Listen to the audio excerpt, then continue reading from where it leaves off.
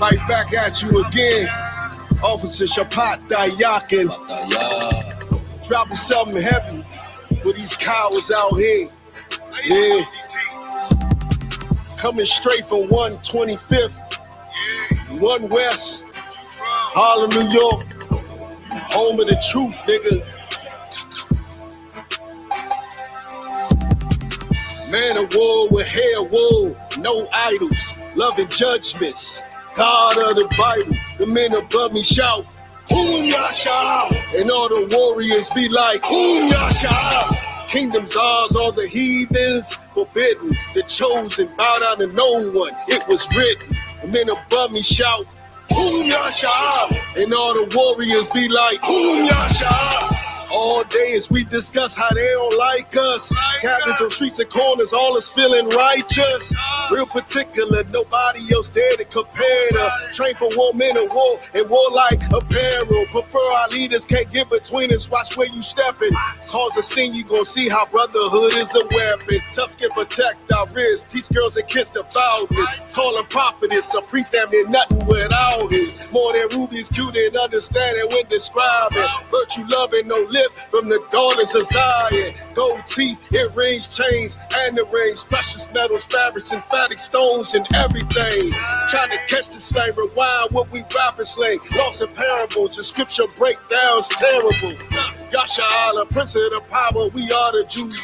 God on earth, you can see it by watching all our moves. Man of war with hair wool, no idols, loving judgments.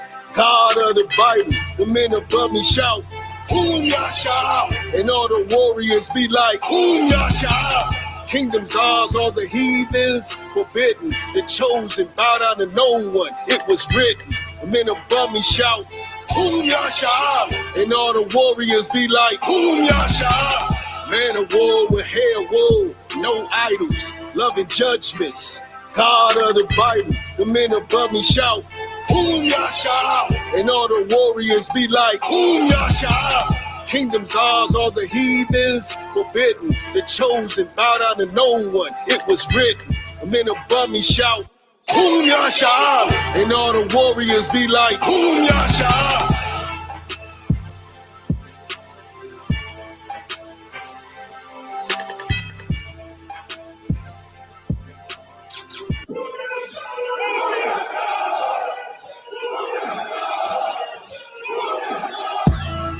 Right back at you again.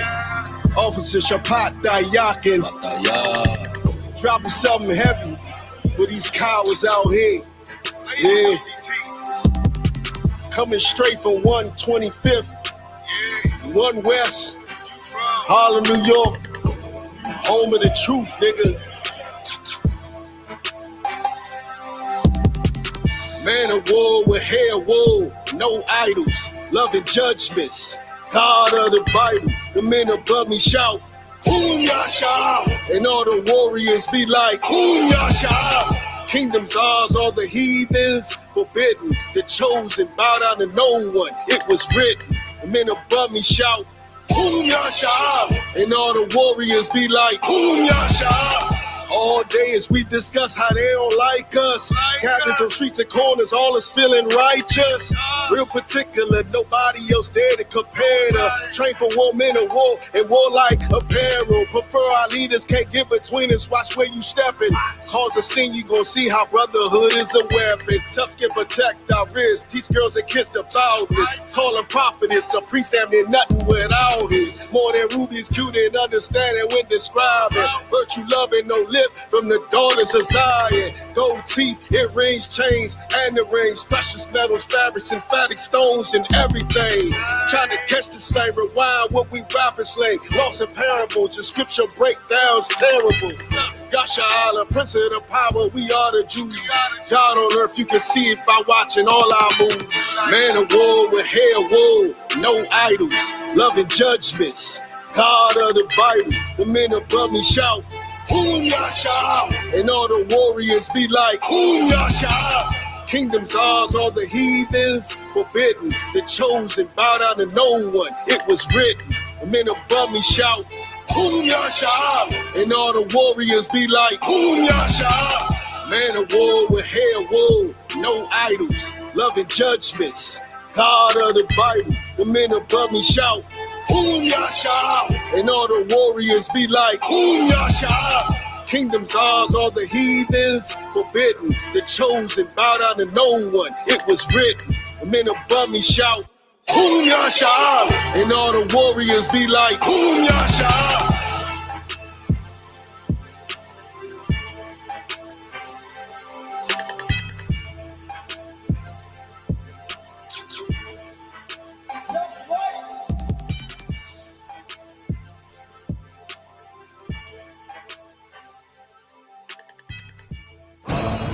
Commanding General Yahanna will be doing the opening of the Feast of Tabernacles in King James Castle.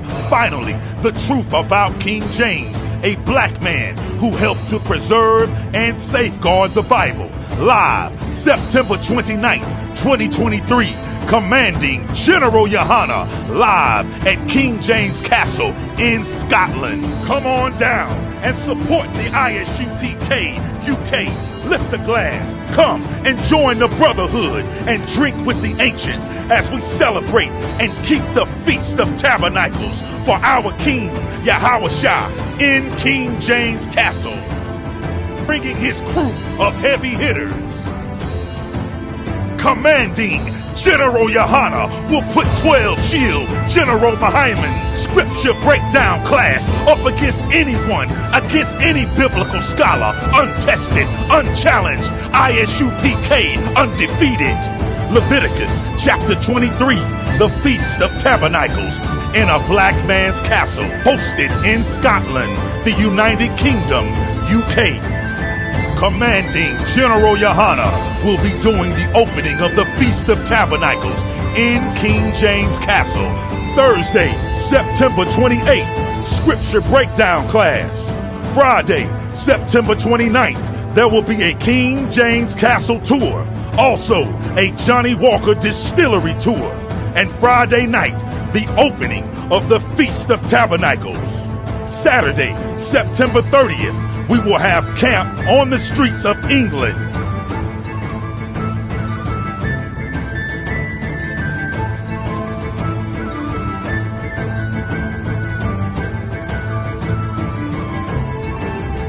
Sunday, October 1st, the UK Cookout. Monday, October 2nd, the Warwickshire Castle Tour. I.S.U.P.K under Commanding General Yahanna at King James Castle in England. This is an absolutely monumental, historical event. Want us to stop. But man, don't we deserve a shot? Don't we deserve a shot to be the Lord's people? Israel, let's do it!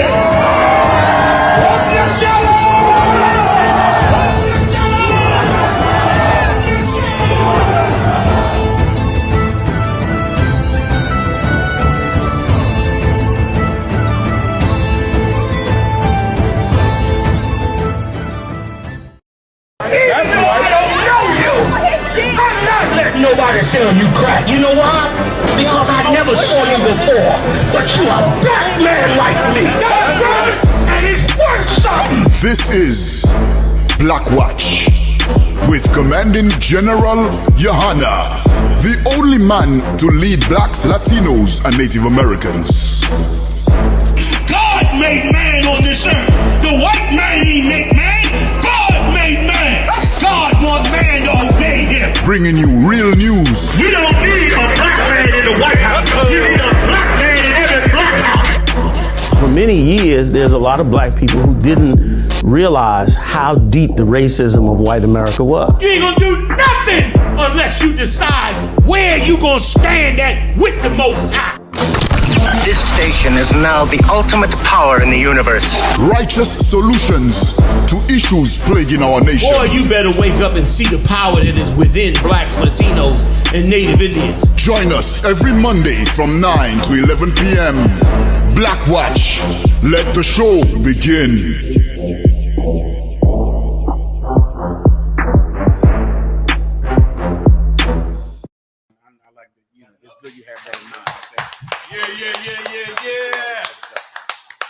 Shalom, Israel. No sweat. No. We another. Welcome to another episode of Black Watch. About to get it in. Commander General YAHANNA, the hardest working man in the planet. On the planet. He'll be here shortly. Salaki, I'm gonna pass it to General Mayak. General Mayak. Damn right. Getting it on here tonight to tell the truth in the world of lies. And that is what we provide for you. This entire place is built on lies. Your religion is built on lies. Your government is built on lies. Your everyday life, your mother and your father, your family structure is built in a lie. Damn right. And Commanding General YAHANNA and the I.S.U.P.K, we provide the truth for you. Because of it, you hate us, but we provide it anyway. Damn right, bro. Dependable in regular fashion. We'll go through some stories right now. The water again for General Mayak. General, how's that young? Officer Morale, Officer Yadaya, Officer Bad, the young brother. We'll get it on and hold it down for Commanding General YAHANNA, who will be here shortly. Yadaya, what stories do we have tonight? Khan Khan, sir. Khan 1 Khan. Salakia. Tasers, taunts, torment, how 6 white officers subjected 2 black men to hours of grueling violence and then tried to cover it up. What city is this in, Yadai? Khan, Rankin County, Mississippi. Mississippi. Let me tell you something, brothers and sisters. You would think after the countless stories of police corruption and police abuse that would in any way slow down the abusers in the police departments all across this world. It does not. And I will try to explain to you why. Because America is built on the lasting effect of slavery. And what is the most long-lasting effect of slavery? Every single white person believes they're better than black people. Every single one. You give me a poor white person that is struggling and has a GED living in a trailer park. He believes he is better than black people. That is the most lasting effect of slavery. They believe they're better than us. They had hundreds of years of servitude. Can you imagine what it was like being a poor white man walking into town to buy corn or provisions, and a black person had to put his head down when he saw you? They must have felt like they were aristocrats anytime they were around black people in Mississippi and in the South. Do you know that there is a monument to Emmett Till? Where did Emmett Till get killed at? Someone knows online. Can I say kill on the live? Salakia. There's a monument, a little plaque, Mayak. It might be about 3 feet high. Mirage, show me the plaque to Emmett Till. Emmett Till has about a 3-foot tall plaque in Mississippi, same city we're talking about. Do you know that plaque is full of bullet holes? Full of bullet holes. Yes, Hodge. Because the plaque challenges a long-held belief of our oppressor. They believe they're better than us, even mourning Emmett Till, even demanding justice, challenges their belief that they're better than black people. And so police departments cannot change. If police departments became fair and just and egalitarian and strictly went by the law, regardless of color or race or creed, no white people would sign up to be cops. You wouldn't have police. The police department would go become construction workers because that's all they are any damn way.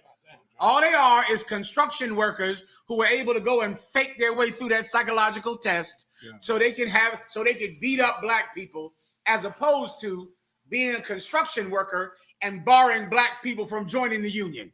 That's it.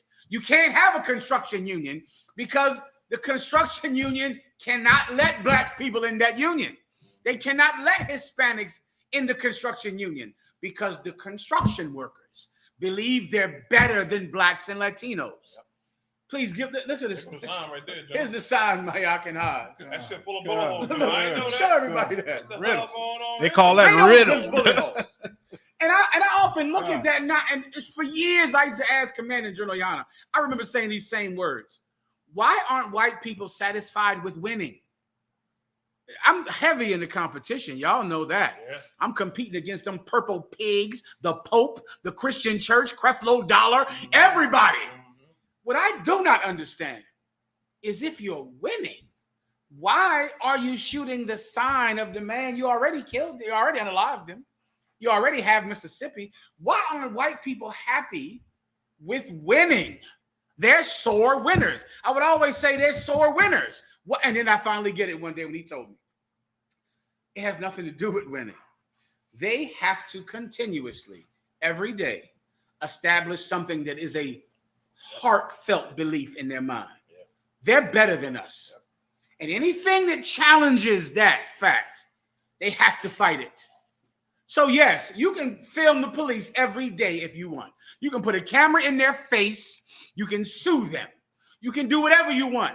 There is no cop that will stop abusing someone because he became a cop to abuse black people.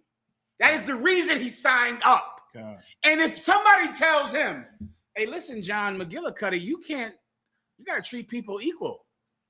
You got to treat people within the bounds of the Constitution and their rights. He is going to join the electricians union. He is leaving that job. By the way, policemen are leaving the job in droves. Yeah. In droves. Yeah. They're leaving that job because they became cops to fulfill their desire to prove to themselves that they are better than black people. Play the story. That's Emmett Till's little plaque that he gets. Oh, yeah, the white woman that got him killed, she's still walking around. She hasn't been arrested. She has not been arrested for conspiracy to commit murder. And there is no statute of limitations on murder. That woman is 90. And if she was an imposter people, if she was a member of the imposter race, she'd be arrested if she was 100 years old. Yeah. Because that woman who conspired to unalive Emmett Till is clearly guilty of conspiracy to unalive Emmett Till. She has not been indicted. She has not been charged. And if we were a people that were equal to them, they would arrest her. But if they arrested the white woman that lied about Emmett Till and got him unalived, what would that mean, young brothers and sisters? It would mean that we're equal to white people. Yep. That white woman has to not get arrested. She has to walk around that city. She recently died. Oh, well, give the Most High a hand. He stepped in. But they had chances to arrest her. A long, story came out a while ago. And she admitted that she was lying. She didn't die in jail. Right. No, she died at her home. Yeah. After admitting that she lied. After admitting that she lied. Right. If you come, Maya. And that's the history of America. When white people do crimes, white people, they cover it up long as they can. Even if it come out, they delay court trial. They delay until it's 50 years old. And then you'll hear all the details of the truth. Then everything will be unredacted and all this and that. So they can't do it. They cannot spoil the lie in the minds of white people. They can't wake white people up to this fact. Black people are better than white people. Yeah. Latinos are better than white people. Yeah. And the minute they wake white people up to that fact, they'll storm the Capitol and destroy the Congress because they cannot take that knowledge. Yeah. Come on, Yediah, bring out the story. And history proves it. History proves ever since, they took the chains off of us physically. History proves that all they got to do is leave us alone. They ain't got to help us and give us all the money they need. If they just left us alone and forgot about us, we would come up and be better than them. They know that. We showed it since in the early 1900s. Yeah. And so because of this and all the studies and the proof that show that, they purposely terrorize you. Yes. They purposely put hands on you. The police's job.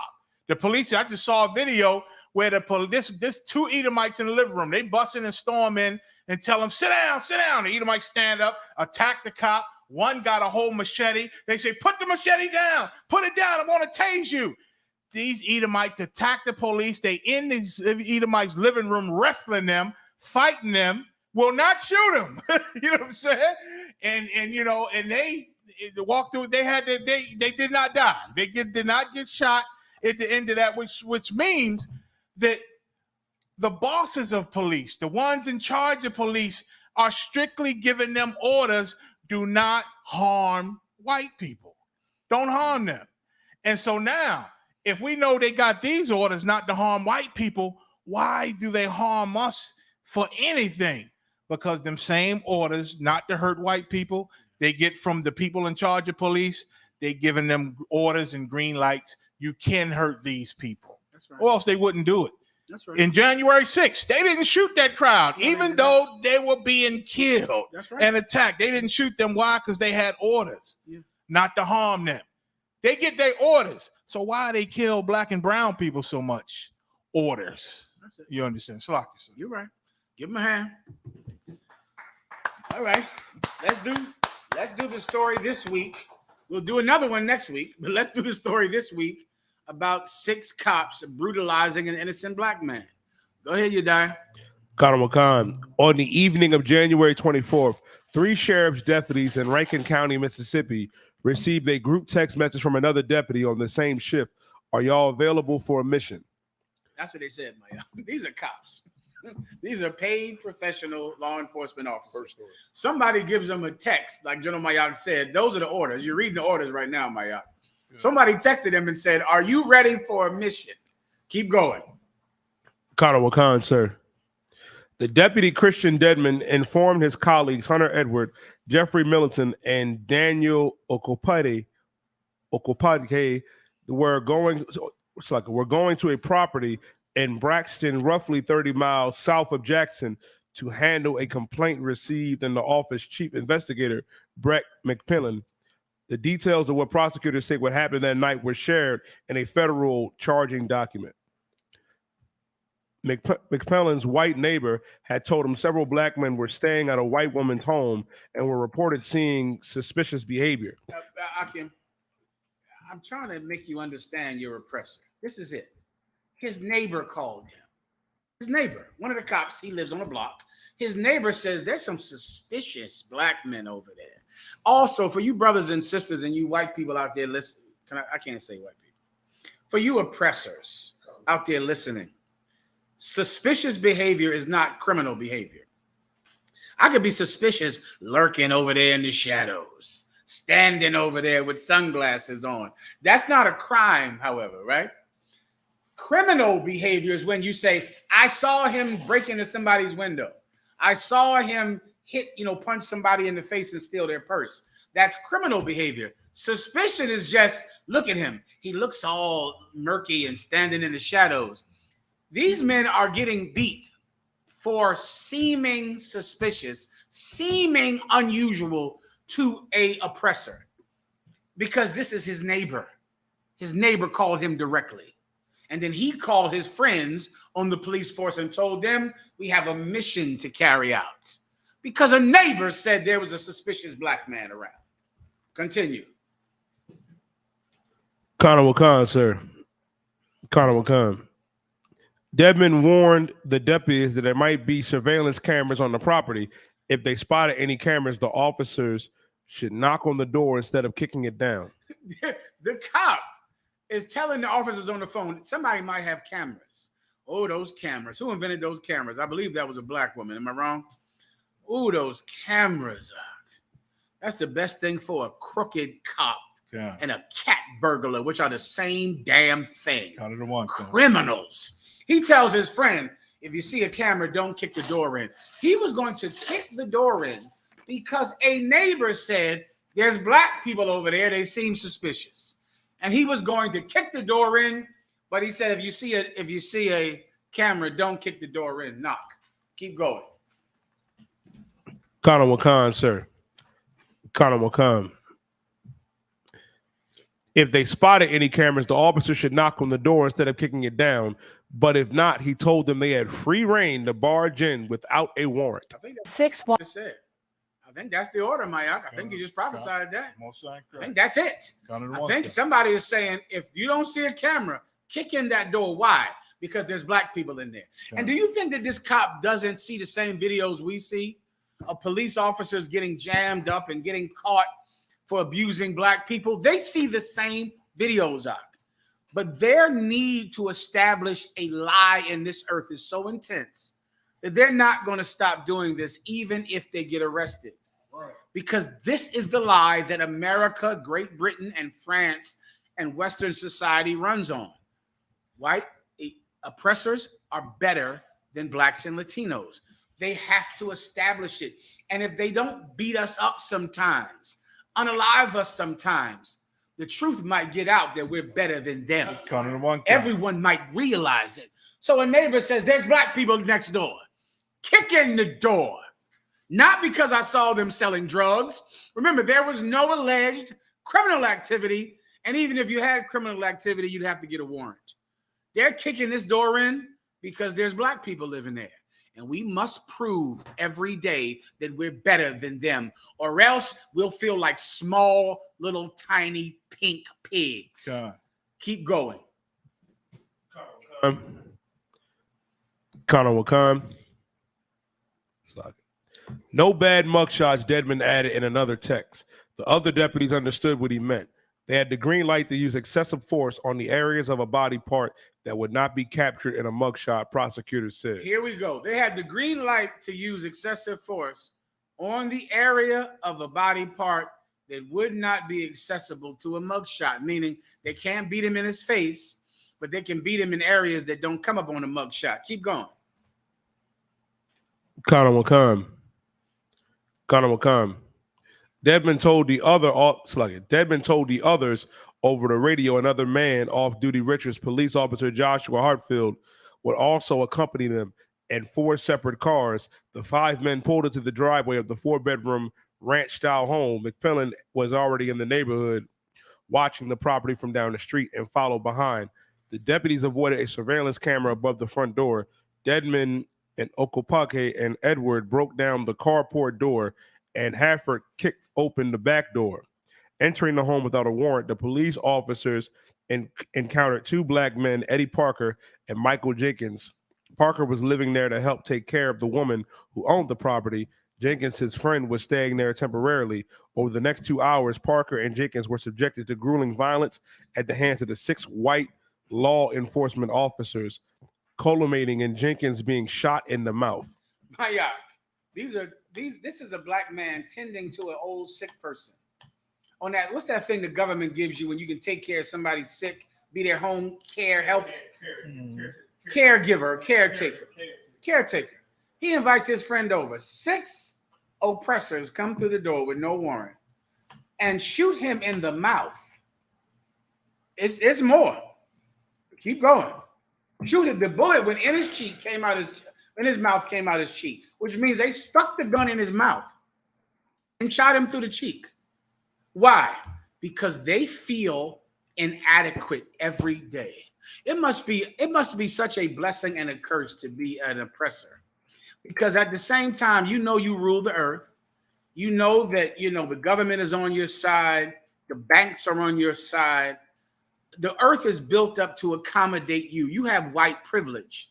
At the same time, every time you see a black man on a basketball court or a Mexican dancing, you know that you are inadequate compared to them. God. You know that they're better than you. And it hurts you every day because you have all the money, you have the government, and you have the society, but you don't have machismo. God. You don't have what we have that makes us the chosen people of God. Damn know God isn't with you. God. You know that he doesn't love you. If you are an oppressor, God does not love you. And you know that every day. God. And all of the blessings that America gives you, it does not hide the fact that you don't have the Holy Spirit. Damn right. And so you have to find a way to say, I'm better than black people. I'm better than black people. Oh, I'm going to hurt them. I'm going to kill them. I'm going to unalive them. I'm going to beat them up.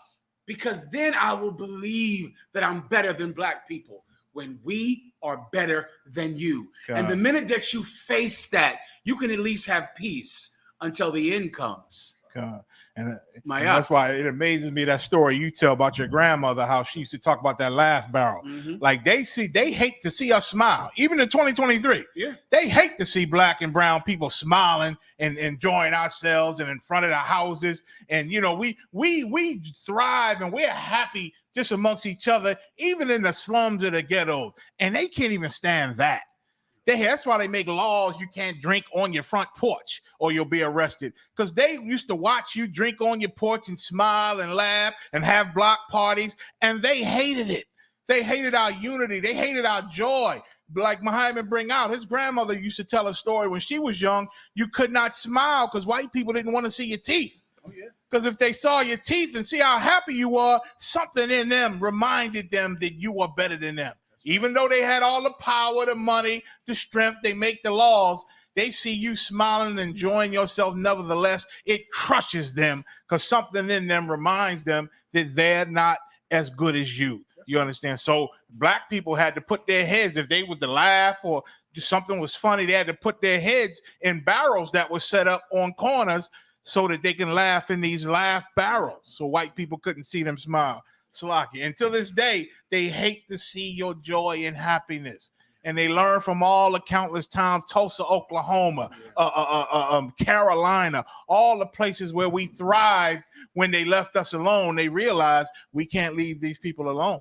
Just like where else? In Egypt.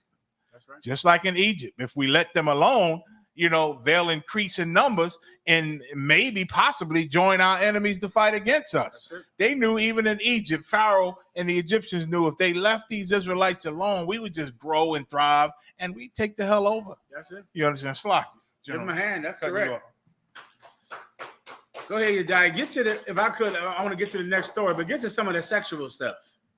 Oh, it's always sexual abuse in there, Maya. Oh, no. It's always there. God. Like getting to the inadequacy of oppressors. Like they're so inadequate and small. That's a tiny, tiny man with a badge on. Tiny man with a big gun. But he's a tiny, tiny man, Mayak. You get anything about the backside and where the sun don't shine? Oh, they did all kinds of stuff to these brothers out. Sexual abuse they did to these two men. Sexual abuse. It ended with finally them shooting the brother in the cheek.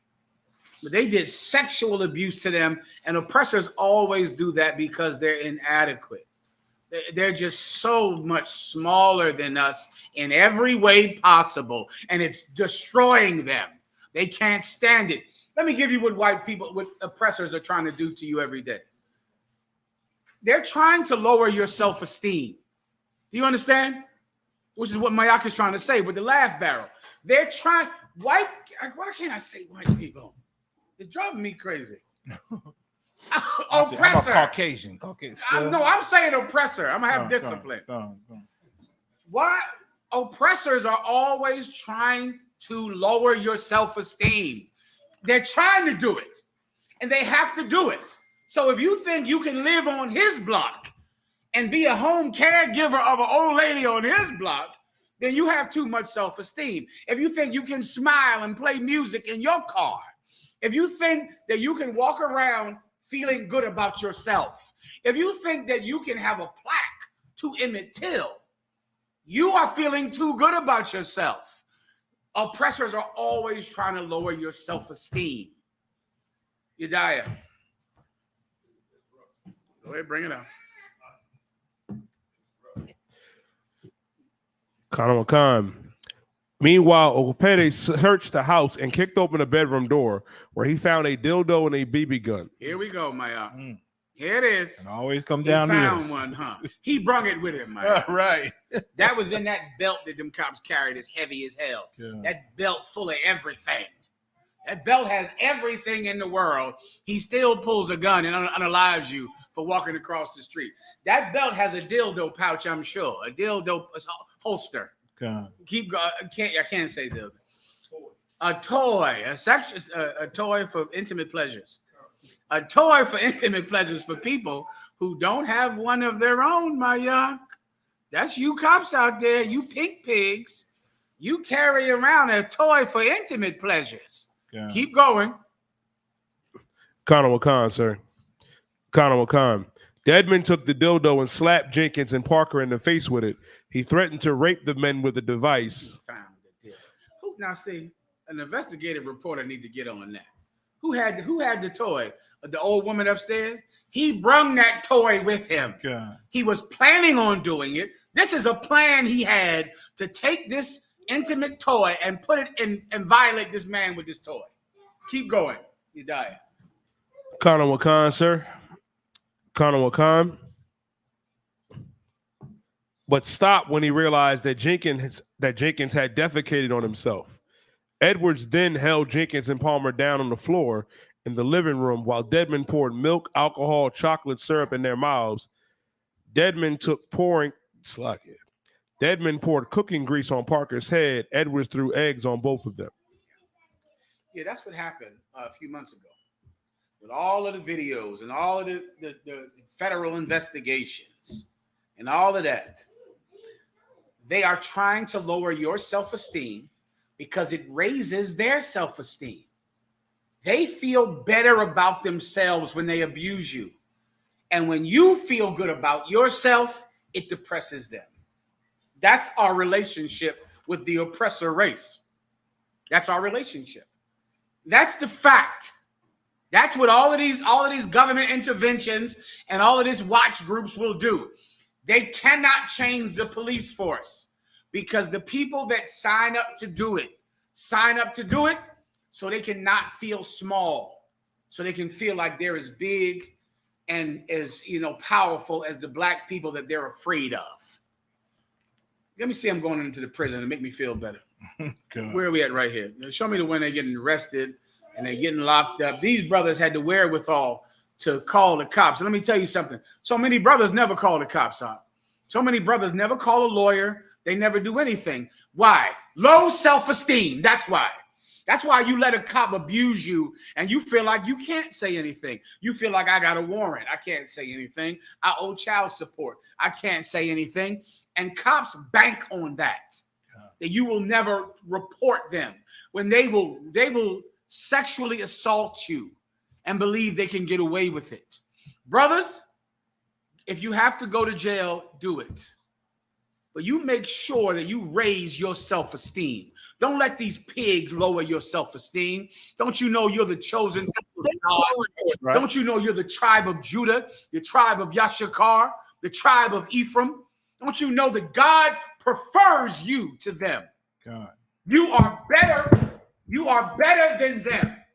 If you have to tell yourself that every day, you are better than them. They're not better than you. Now you can live your life in a way that is better than the way they live their lives. Now you won't be a thief. Now you won't be a sexual abuser. Now you won't become a liar. Now you'll never become like them because you're better than them. Put it in their face every day. Come on. What do you have? That's them getting arrested. You got any video of this?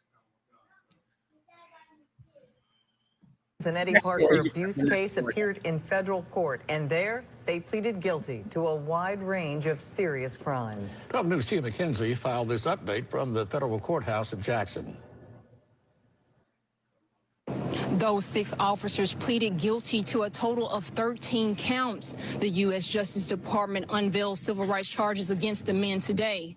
According to federal prosecutors, the defendants refer to themselves as the Goon Squad because of their willingness to use excessive force and not to report it. Those charged in the case are former Rankin County deputies Christian Dedmon, Hunter Elward, Brett McAlpin, Jeffrey Middleton, and Daniel Oakdyke, as well as former Richland police officer Joshua Hartfield. Hartfield was off duty during the January raid on the house in Braxton. Court documents show the officers went there because a neighbor had complained that black people were staying with a white woman who owned the house. The 6 men used racist slurs against the 2, Michael Jenkins and Eddie Parker, during the raid. They assaulted Michael Jenkins and Eddie Parker with a sex object, beat them, and used their stun guns repeatedly over a roughly 90-minute period. Jenkins himself sustained a gunshot wound to the mouth during the incident. That they said go back to Jackson. Where the guy just broke down. Let's go to the kids in that storm that store. There's another. I was gonna say, and then these 6, the Goon Squad police. Yeah, they had the brothers shower together naked. They claimed to wash off the evidence, but again, they just created their little fantasy. You know what I'm saying? These police, they just created their little dildos and sexual assaults and nakedness. They just created their little fantasy that they do to people, the rape fantasy the police are known for. That's it. And they brung that sexual toy down there. They brung that because, and let me tell you something else for you oppressors that you can calm down about. Stop thinking that black men are trying to get your women. Forget that.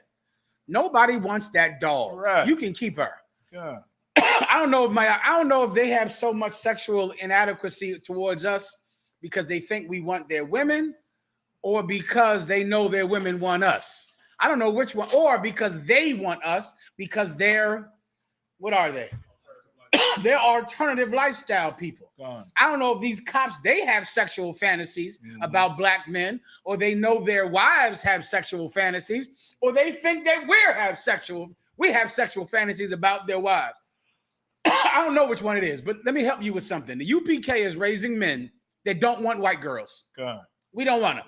Not at all. We don't want them at all. Keep your white girls. You don't have to be terrified of us that we're going to come and show your wife what real sex is, because she's never had it in her life, because she is married to a pink shriveled pig who has to go assault black people to feel like he's big, to feel like he's a man. To get an erection. To get an erection. That's what he has to do to perform. Then I bet after they abused that brother, he went back in the house and took off his belt like, I'm a man now, Susie. I'm a man, Karen. I'm finally up to work tonight. I'm finally able to please you tonight. We don't want your woman. Commanding General YAHANNA is training men who do not want oppressors' girls. You can relax. You just have to learn and to accept that blacks and Latinos are better than you. That should take you some time. That should take you all day. All right, next story. Conor McCon, sir. Fifth person charged in Montgomery boat dock brawl is man who wielded chair, police say. Here we go. They done went and arrested this brother. Y'all know the brother. I heard somebody call him in the news today, the chairman. They went, I know his first name is Jesse. That's all I remember. Reggie. They went and arrested Reggie. Mayak said Reggie apologized. Brother, I'm going to give you a little legal advice. You should get an actual lawyer. But let me help you from being through countless court cases. Let me try to give you some legal advice, but you should also get a lawyer. Shut your damn mouth. Shut up. Shut up. Why don't you shut up at least enough to give your jaw some rest? Don't you want your jaw to rest? Shut your mouth. Don't apologize for some alleged crime that you did not commit anyway. You want to be quiet. And of course, Allah.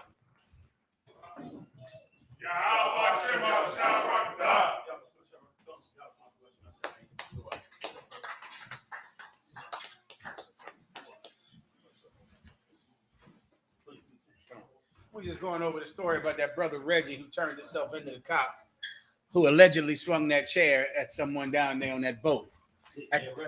They arrested him. That's the story, I believe. You got it, you done? Go ahead. So I was just trying to help the brothers to say, be quiet. You don't want to talk a ton to the police. The brother now, he's being arrested. We'll see if they press charges of what happens in the future. But it does remind me of one case, sir. I know you remember. I know that was a man. He didn't have a chair.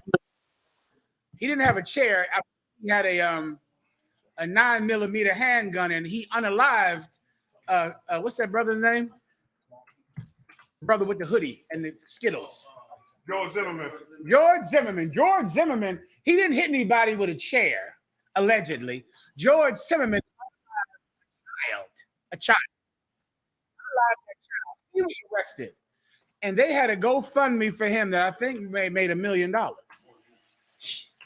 More than $1 million. And he walked out of court and went and sold autographed bags of Skittles, autographed hoodies. And auctioned the murder weapon. Yeah. Made $4 million on that. Yeah. Go ahead. Please. Auction the murder weapon. Yeah. Once again, last week's show, I'm not sure, but one of y'all made a statement in last week's show while we were watching the tape. And you were bringing it out how it was self-defense. What the brother did with the chair, and he was not supposed to be charged. It was so right in there. These people attacked this worker 4-1. The people that came to defend him should not have ever been charged. No. In any way, shape, or form. Because they were stopping him from being attacked. And of course, others joined in. Which meant it was an ongoing self-defense. which is why the cops initially arrested the Edomites. Now, of course, they're looking back at the tape and they want to lock up another brother, which is, disgusting. Exactly. And this, of course, like the man in General Yohanna is saying, that brother who had that chair would have never been arrested without the politics of the South, the politics of America. If they didn't, I can all but guarantee that the outrage from the other side was saying, well, at least arrest him. Yeah. At least arrest him. And who knows what would happen if they didn't arrest him. The district attorney might have had death threats. They shot the sign for Emmett Till. It got shot last week. The thing always gets shot. The sign that commemorates Emmett Till. They got to repair it so often. The family members that love the poor brother who got killed unalive in the 30s. Yeah. They had to do something. Damn near, you better arrest somebody for that brawl, or else who in the hell knows what happens down there? Aquaman is getting death threats. The co-captain getting death threats. They say all of them getting death threats. Like almost, if you want peace, you better find somebody black to arrest in that boat brawl. You better think of, but there is no way that man did anything wrong at all. But of course, you have to make sure that white people know that we're not equal to them, and that oppressors know that we're not equal to them. Please, Yediah. Colonel Khan. A fifth person involved in the brawl along the Montgomery, Alabama riverfront last weekend has turned himself in, police said. Reggie Ray, 42, was held in the city jail, according to a news release from the Montgomery Police Department. Police have confirmed Ray is the man seen swiping a chair in the widely circulated video of the fight. Mr. Ray was involuntarily roped into the disorderly conduct initiated by a violent white mob, Lee Moret, his civil attorney, said. At least his attorney put the right wording. Yeah. A white mob. That's exactly what happened. Yeah. It was a white mob. And did y'all hear about the governor? That one of the girls on the boat, now I see why they were so bold. One of the females on the boat is a sister or relative to the governor of the state of Alabama. Wow. The slave master of the state of Alabama himself. Yes. Which is why they felt so emboldened to just go ahead and, put hands on that brother for even suggesting that they move that boat to get that boat out of the way. So now, of course, the governor's office is involved. And so they looking for black people to line up and to get hung up. But listen, what we gonna celebrate is that chair, like black people did. We gonna celebrate the fact that for once, we did not allow ourselves to just be victimized and forgotten. Yeah, it came off. Yeah, for what? You saw it, right? Right. For once, we did not allow ourselves to just be victimized and pushed off to the side. Like that in itself should be it damn near should be a yearly memorial. Like it would be for the first time, it would be the first daggone memorial that black people have where they celebrate them fighting against their oppressor, as opposed to every memorial we like to have, which is one where we joined him. This was one where we resisted him and did not. Let me tell you something. The history of us and them could never be repaired. I know we would love to. I know your preacher is trying to get you to repair it. I know everybody would love for somehow there to be peace and love and goodwill towards all men on earth. I got bad news for you. It'll never happen for two reasons. One, the track record, the heinousness of the things that have been done to the Lord's chosen people in this land is so bad. It's so insane. It is unheard of in the history of mankind. If you go to any nation on earth and pull up their records on the atrocities they did in slavery of another people, there is no level of atrocities more horrific than those that took place here in the Americas. And the amount of accounts are so great that even if you tried to, you would have to forget our entire past. You would have to forget our entire past and hope that somewhere in our entire past, we could start all over, which is impossible to do. It's so many accounts, so many details. And somewhere you'd have to want to know about it. It's a heavy scripture the Lord said when he said unto Cain, he said, thy brother's blood crieth unto me from the grave. That's what the Lord said. We'll show you the Lord is, like he said, he brings justice in the earth. He's a man of war that brings justice in the earth. And he said that to Cain. He said, man, listen, man, your brother's blood is crying up to me. What's going on? And Cain had to give it up that he murdered his brother. Well, that's what's happening right now across the world.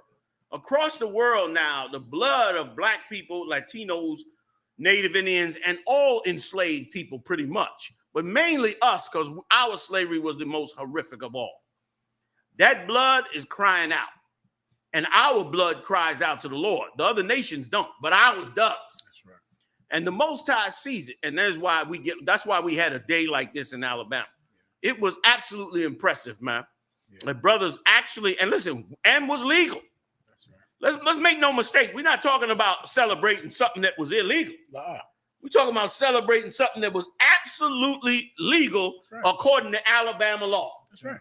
Am I lying here? Am I promoting crime or violence or anything? No, this was absolutely legal according to Alabama law.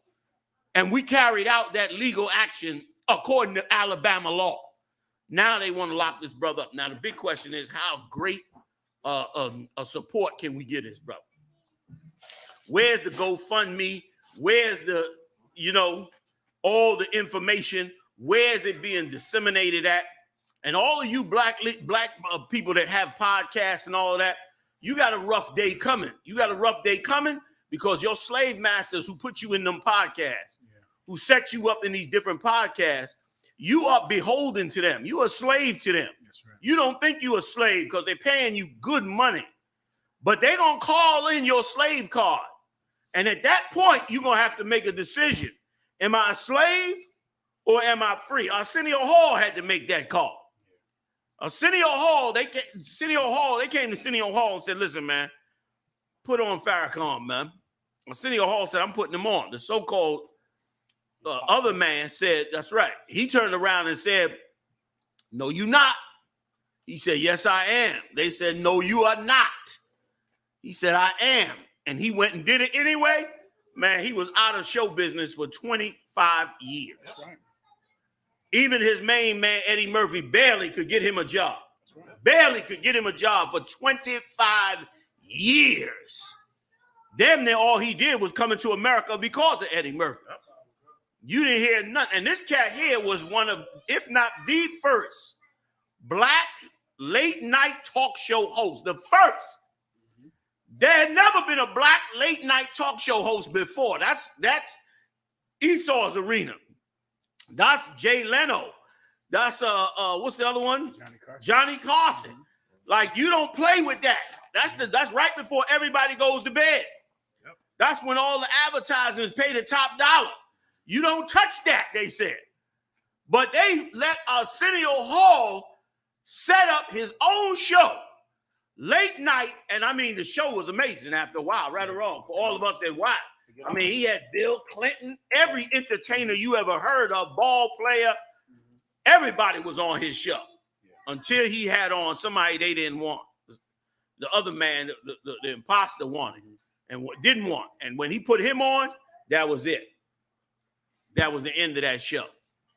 And the reason for that is because you are still the slave. That's what I love about this podcast right here. This podcast right here, this is homegrown and family built. This podcast right here, what's going on TikTok? Like we built this, brother, from the ground up, and we reach tons and tons of people, and don't nobody dictate to us. Even if they decide to clip us on some social media or something like that, we always have another avenue, another way, or another situation to go forward in, because we're not saying nothing that's not legal, right or wrong. We're not promoting nothing illegal here. So that's what happened there, but we should celebrate it, man, and bring it all the way back and support that brother, man, and it should be a big deal because there's more to come. Just what we read now, what they just did to these brothers are. And once again, right after they just killed the brother who was jogging, what's his name? Aubrey. They just killed him. And so many others we probably haven't even heard about yet. They think it's their right to take our lives. Like that they shouldn't be brought to justice. That's it. Salaki. You're done. Come on. Come on. Okay. You got it. You're done. Let's get it on. Salaki. I actually had another connected story for that one, sir. Please. It says, fun for black man who used folding chairs to fend off white mob in Alabama riverboat brawl nears $250,000 as Reggie Ray makes bail. I don't know what you just said. Oh, sorry. I'll read it again, sir. One more time. No, yeah. Fun for black man who used folding chairs to fend off white mob in Alabama riverboat brawl nears $250K goal as Reggie Ray makes bail.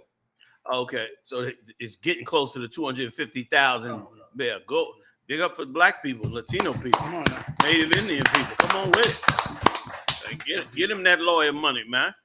It was right what he did. What they did was heinous. Yeah. And are they saying that y'all? I don't know if I missed it, but are they saying what the charges were on these Edomites? Have they charged them with anything at all yet? I didn't hear.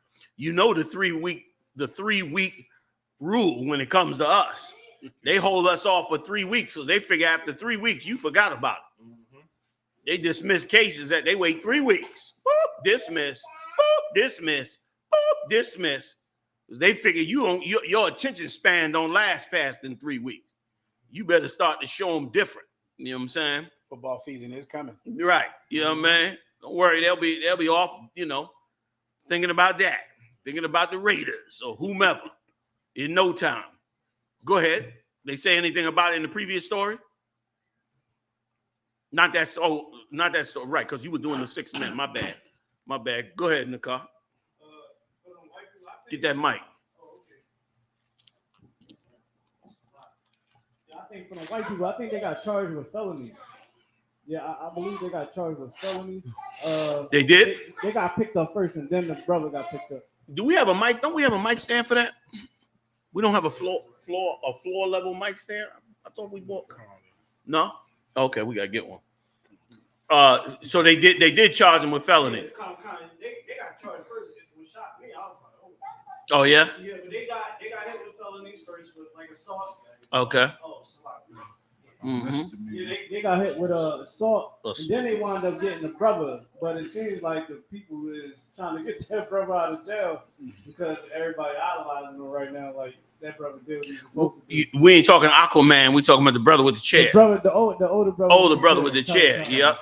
Those were older people in retirement age trying to come into the dock and finish their day, and you gonna treat them, you're gonna go ahead and beat that man. And they was sitting way up high up on that boat, looking down, able to see how the hell the brother was being treated, master. And it was horrific, man. I'll read this. Alan Todd, 23, Zachary Shipman, 25, were in custody of the. Let me make sure. Were in custody of the Montgomery police as of Wednesday. The police said, and each was charged with 1 count of third-degree assault, a misdemeanor. 1 count of third-degree assault. A third man, Richard Roberts, 48, turned himself in and was charged with 2 counts of third-degree assault. Brother, all 3 have posted bail. Hey, brother, I mean, they beat up an elderly man on a dock while on his job, while he was on duty. They gave him third-degree assault and caused a riot. Not one felony. Not one felony, which is why when the Lord played this place, brother, shoot, I'm gonna sit back. I'm gonna sit back when he get ready to come around with them viruses and all the poisons and the plagues of Egypt. Oh boy, we're gonna sit back and watch y'all then. Like you just said, sir, the police said on Thursday that no other charges have been levied, but more could come. While the fight appeared to be largely down racial lines, the police would not pursue hate crime charges. They also will not pursue charges of inciting a riot. They're not going to pursue none of them charges. No hate charges, no inciting a riot charges, nothing. Go home because they know the governor. That's why this place here, brother. This place here, go ahead, Slug. Use the mic. Yeah, but they ain't do that for that brother in New York City though. They ain't, he got charged when enticing the riot, but those white people don't. Oh, the young That's brother. a good point you brought up too, Al. You right. They charge him with inciting the riot, but not these Edomites who actually incited a riot. You know what I mean? He did something that was simple as hell for publicity that caused the riot, but they actually started a riot and could have killed that man. And no charges to none of them, which is why the Lord, you need the Most High. And it's coming. It's coming. Because they were supposed to get charged like you get charged for assaulting a cop. Like, it's certain laws on the books that when you assault a man in the midst of his job, police officers, security, correction officers, that charge is supposed to be severe. It's supposed to be a felony against them because it's like you hitting or assaulting a cop in the midst of his job. Bus driver workers, the whole nine, they got a law on the books to where once you assault one of them, that elevates your charge from a regular ag assault, now you're in the felony stage. Hey, he if should. you're a misdemeanor, now you're in the felony stage because you assaulted a man on the job. Security, postal workers, bus drivers, correction officers, cops. You know what I mean? All kind of like even lawyers and things like that. There, that misdemeanor takes it to now and the felony. And that's what they should have been charged at. But once again, because they know somebody, they ain't get all that. And because it's us, because if it was reversed and a black person was getting misdemeanors for assaulting white people because he knew somebody important, white people would storm the governor's office. If that governor was black and said, we only gonna charge him misdemeanors, this black person, for what he did, white people would mob up and storm the governor's house, be at his office. You know what I'm saying? They would make noise until, they say, well, it's about to be something else. Let's up them charges. Con, wait a minute. What was that? What was that you just had up there on the TikTok? Was that one of the brawlers? No. It was a joke. Oh, it was a joke. Oh, okay. That was a joke. Yeah. Oh, okay. I was about to say, I know they ain't on here looking for sympathy. This is the wrong show to come to. You looking for some sympathy. It's not a funny joke, but it's a joke. God. So, yeah, that's ridiculous. Misdemeanor charges. Yeah. You know what I mean? Like, once again, they gotta pay a higher price for these type of things. Yeah. And don't worry, we coming together. The Lord is bringing us together where that higher price is gonna come. When that higher price starts coming, I'm not talking about violence either. There are a lot of ways that you're gonna hurt Esau that he is not gonna like. And he's like any dog. If you stop feeding him long enough and you start telling him to do tricks, he's gonna start doing some tricks. He's gonna start doing some tricks so he can eat again. And that's what he needs. He hasn't seen that yet, but it's coming. Salaki. Come on. You dying? Khan. Blindside subject or alleges Tully's made millions off of lie. Sir, did you hear about this story? It is so excellent, this story. Do you recall the movie Blindside? It's 10 years ago, 5 years ago, about a football player, gigantic football player. I got a memory of a little white woman kind of getting him in the NFL. Got him, adopted him into her family because he didn't have a bed. The commercial, if you could play the Blindside commercial, it used to make me so angry years ago. I think I did 1,000 speakings on it, right? Yeah. Because the commercial was the white woman. He was from a poor crackhead family. I remember that. He was 6'9", 400 pounds. And she started taking him him in. And the scene of the commercial was where she brought him into a house, into a bedroom. He's looking at the bed in the bedroom, and he said, I never had one of these before. And she said, you never had your own bedroom before? No, a bed. I never had a bed before. And she was just so sweet to him. Took him into her house, put him through school, gave him food and lodging. Then he put him through college on a scholarship. And then he got into the NFL. And now he was guarding the blind side of the quarterback, being an offensive tackle. And it was a feel good. The woman got an Academy Award. This woman right here. She won the Oscar for this role that year. Play it, please, Sandra sir. Bullock. Sandra Bullock. Check this out, sir, please. Can you play that, Murrah, without an issue? Oh, damn. Okay. You better not do it. Go ahead. That's her, and that's the thing. Mm-hmm. Well, come to find out today, he is suing her in court. The actual guy. The actual guy. He's suing his mother, his white mother, in court. Because come to find out, she never adopted him ever. She made him sign a conservatorship when he was in high school. Now, a conservatorship, if I could explain, is the same thing that Britney Spears just got out of court for signing. Meaning, he signed something saying he's crazy. And she got rights to everything. She has rights to everything because he's too crazy to handle it. He signed this in high school. And then, according to her, signed it again when he went into the NFL. She made 3% of $300 million for that movie. And he made nothing. $0. That's not an exaggeration out there. Wow. I mean, zero. And she put her children, she has 2 natural children, and her husband. She made them conservatorships. They got a percentage of the movie money. Her actual children, he got nothing. He's been suing her for years, trying to end this conservatorship because, according to her, he signed something later on, and he's saying, he never signed anything.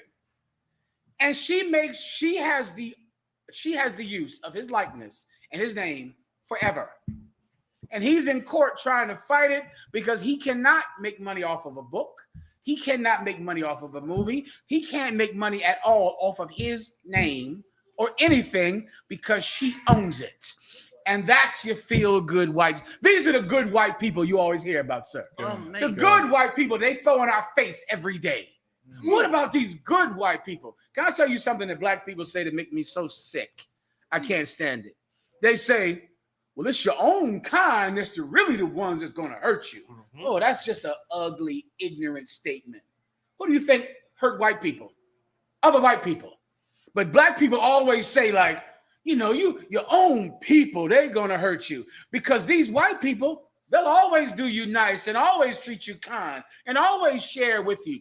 White people are able to lie and to hurt people every day because of the reputation they have for being the heroes. And all of us went to go see that movie and celebrated this feel-good story, which was just another white savior movie. She got the Academy Award and about $30 million. The football player, of course, his knees are bad by now, sir, so he's out of the NFL. And 30, he got nothing. And she got $30 million. You want to say something?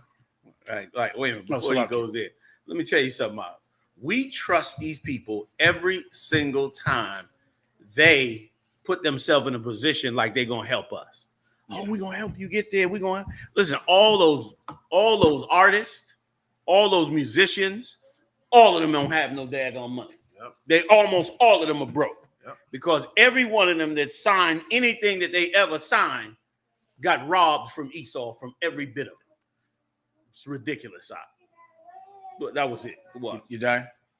It's crazy. Conor McCon, sir. Piggyback off what General Muhammad was saying is amazing to go to show you like the hatred that the oppressor has for us. At the fact that, she was able to make that money off of his likeness, the Super Bowl that he won, the movie, him making not a dime. And it just brings me back to think like the oppressor has a history of this. Like this year, like we went over a story earlier. I'm not sure if you want to go into it.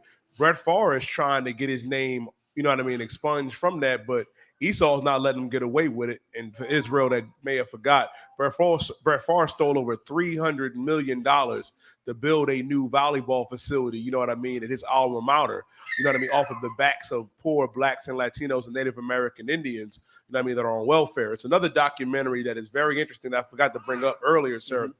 It's about Johnny Manziel, Johnny Football. Mm-hmm. I remember being in high school, and watching, like, man, this devil was pretty cool. Yeah, all right. And they said a lie that this devil had oil money. But the entire time, he was working against the NCAA, signing autographs, smoking all the weed and crack and cocaine in the world, making hundreds of thousands of dollars, being seen with every celebrity like LeBron James and everybody. And he's looked at as a martyr. But you have brothers like Reggie Bush who did the same thing, not doing the drugs, of course. All Reggie Bush did was sign autographs. They took their brother's Heisman. Johnny Manziel still has his Heisman trophy, still has his Texas A&M statue. They just got done celebrating them, and they glorifying them through this Netflix documentary. But when it comes to our people that try to, you know what I mean, to make a few dollars because they don't have it, the oppressor is like, oh no, you can't do that. So you got brothers like Reggie Bush that get shut down while Johnny Manziel gets glorified while they try to sweep what this devil did under the rug like Brett Favre and others, sir. Salaki, that was it.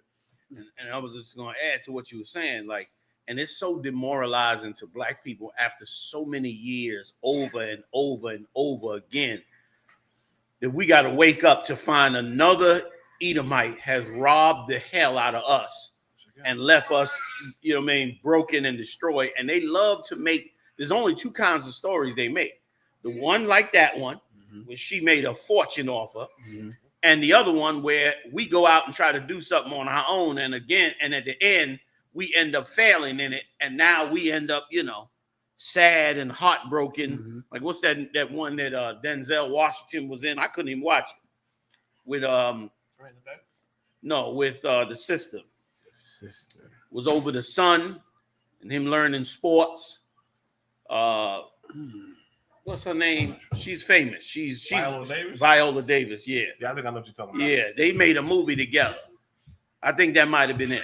I think that was, I couldn't even watch the movie because here was another movie where they make full out movies of us being losers and act like it's something to celebrate. Like, ooh, the hard time, you know, celebrate, you know, keep your spirit up. They monsters, man. They monsters. And once again, this is the thing that, once again, the Lord, I pray the Lord give us a shot at this here, because let me tell you something. One of the first things that black people need a body of black attorneys across this country that handle black business. Like in this day and age, in 2023, black people still signing contracts with record labels and getting robbed. Still. 2023, you still getting robbed. You know, artists ending up broke. All your ideas being stolen. Every last idea you have stolen. Half of everything you do is being taken away from you. Like, where's the black body of lawyers that black people done decided, okay, these are the brothers that you go to. They get paid for doing what they do, and they're going to deal with you honestly and protect your interests. Where's that at? Doesn't exist. And this is why the music industry, this is why the television industry, all these industries, the sports industry, that's why these industries have done so well, because you can rob the slaves. You can just steal everything they have and keep it pushing. It's a sad, sad day. But all of this, I'm praying the Most High change every bit of this. Because these people, man, to do this to this cat here, like all she saw was a payday. She saw him as a payday, brought him over to her house, had all the connections, knew who she needed, all of that. Well, of course, his family didn't. Of course. And then used him, got him where he needed to be. And then, of course, doesn't expect a portion, a fair portion, wants all of every quarter that come out of the damn to his likeness and everything. They're monsters, man. This is a monster place that we living in. And it goes even beyond the sports and entertainment. It's in housing. It's in these cities. It's in fees and all kinds of stuff. You know, they trying to rob you every single way they absolutely possibly can. And we have to begin to protect ourselves as a people. Yes, sir. Which we do not. Salaki, that was. Could I say something? You died. Can I get Psalm 58 and 3? I didn't mean to cut him off. I think you died. Was trying to say. I'm sorry. No. Was you trying to say something? Did you get to say it? Oh, you was good. Salaki. You tried. Yeah. Can I get Psalm 58 and 3? And we're gonna take it to 3 and in the middle of 4 where it says the serpent at the end of serpent. All right. Go ahead. The book of Psalms, chapter 58 In verse 3, Go ahead. The wicked are estranged from the womb. That's what we see right here, General. So you know what I mean? They're estranged from the womb. The wicked. As soon as they come out thinking evil thoughts, trying to connive on evil things, which he did. She seen to help his young brother in the ghetto in the hood, and all she said was, we can connive and get money off of him. Make a sob story off of him and get paid. And not only get paid, I make sure my kids get paid as well. You know what I mean? How General Hyman brought it out. It wasn't just her getting the money. Her kids will set up as well. Which brings me to the point, sir, when you're talking about the music industry. What's that cat that's what is part of the fake people? What's his name? Part of what? The fake people. No. Huh? He did an interview with the Breakfast Club. Leo Cohen. Leo, what's his name? Leo Cohen. Leo Cohen. Leo Cohen. Right? And he made the comment when they brought up about him pushing the music that killed black people, that's killing us. He made the comment and said, well, I gotta feed my family. Which means the hell with us. We die while y'all eat good. We die while y'all got mansions. We die while y'all ride around the Audis and different kind of trucks and Lexuses and all that stuff there. Hey, man, while we die. This the wicked being estranged from the womb. Go ahead. Colonel Wakan, sir. Can I add something to you real quick? Wakan, sir. Hold that thought out. What was so heavy about that interview, okay, this Edomite has so much power that when he was having an interview and the cat questioned him, he was so arrogant, he checked the damn host for even asking him the question. He said, I already told you. He checked him for even asking him. And listen, and they got quiet. Like they knew not to go beyond that point. Like he damn near let him know, watch your mouth. Right. Watch what you ask. Don't put me on the spot. Don't you dare. Don't put me out there. You know what I'm saying? It's insane. Go ahead, slug it, huh? Yes, sir. That's the wild, you know. Continue reading Biblical Shaw, brother. They go astray as soon as they be born, speaking lies. That's them speaking lies. That's what she did in this story right here. She lied about what was going on with this young man and about his story, about different things going on, just so she can get some money for her and her family. She saw a payday, man. Born speaking lies. That's who they are. We didn't have many stories about them lying about different things. And where they don't get no judgment, you know, or they did get some sort of judgment, is very minor and minuscule. Continue reading, brother. Colonel Wakan, sir. Verse 4. Their poison is like the poison of a serpent. Stop right there. Their poison, meaning the things that come out of their mouth, is like you getting bit by a rattlesnake, or you getting bit by a cobra, or you getting bit by a black mamba. That's them. That's what they speaking is like that poison that comes from that snake. It don't benefit you. It destroys you. It kills you. Proof positive. Look what's going on out here today. You understand? You can't even have a so-called superstar speak out against something going on because they're afraid of losing their money. That's right. If they say the wrong word, they're afraid of losing all their money. And you understand me? Mr. Salaki, General. Yes, sir. I didn't mean to cut in on. No, sir. I was just going to say, and that's why the leadership of the Lord is so important. Yes. Like, that's why a nation needs leaders. Yes, sir. Like, these whores that's sitting up in your church, like, they is the most disgusting bastards on the face of this earth. Yes, sir. Excuse my French. Because you need leaders that are like, hold up. Like, you telling me after all these years, black people been making music since they came out of slavery. 2023, you telling me we still can't get some kind of standard with these contracts and all this? They still got to get robbed to death. Something is wrong. So lucky to cut in on you. So lucky. You know, it's like crazy. Get down. It's because of the poison that come out of their mouth, man. Yeah, that's it. You know what I mean? And the weakness of our people. That's why Barack Obama was able to go into the Black Baptist church, the Black Christian church, and make the comment degrading black men. He was able to do that because of this here. You understand? Like, we ain't got nobody stronger to stand for, you know, what's the right interest for us. You know what I mean? Because they are afraid of that poisonous snake. And that poisonous snake bites them, that made their money gone. That's why when Commander YAHANNA said he saw the interview, and when Leo Cohen checked them, Leo Cohen checked them, they shut their mouth. Yeah. They shut their mouth. That snake bit at them. They seen that venom come out. They said, oh, I ain't saying nothing now. I'm going to shut my mouth. Here we go. I seen that venom come out of him. I seen the poison come out of them because they're afraid for their money.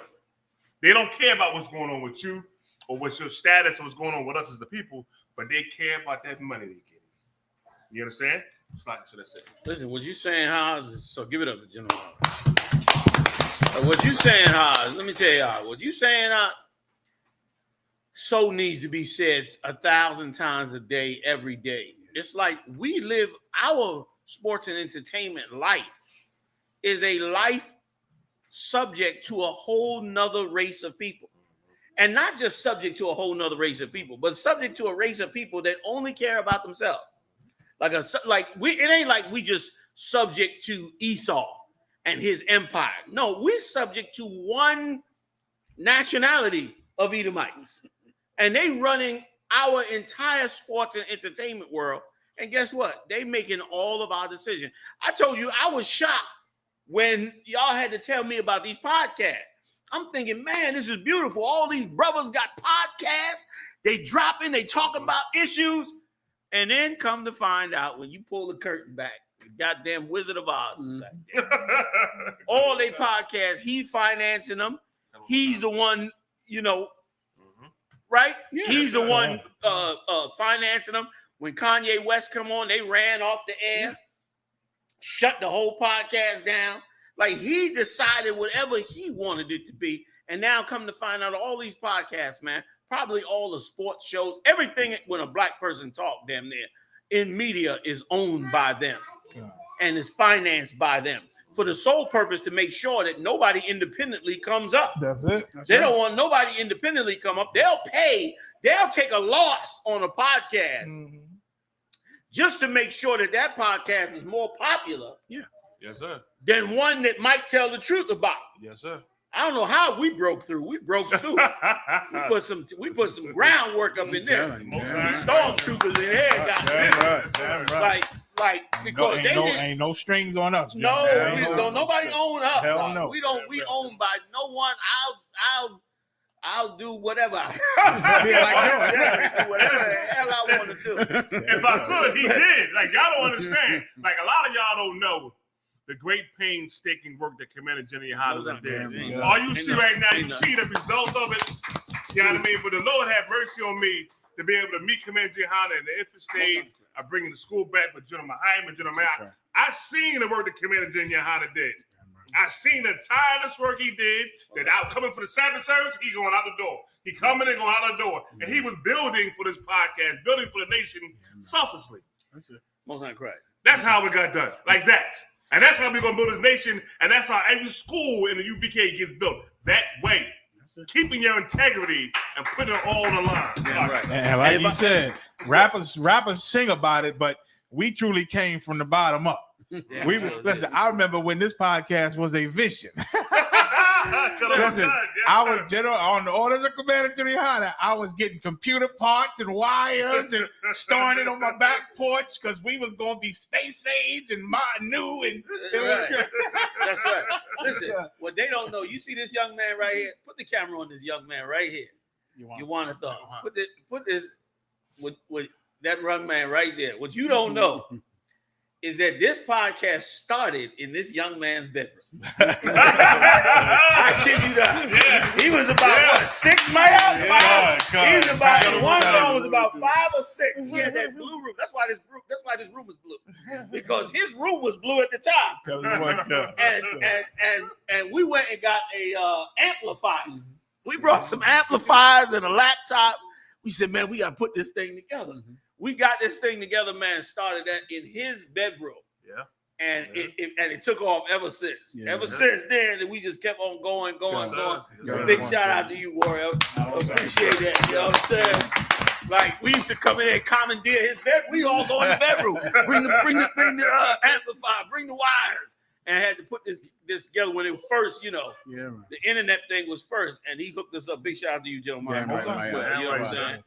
And we started walking to what, and then we eventually brought it back in there in that back room. Yeah.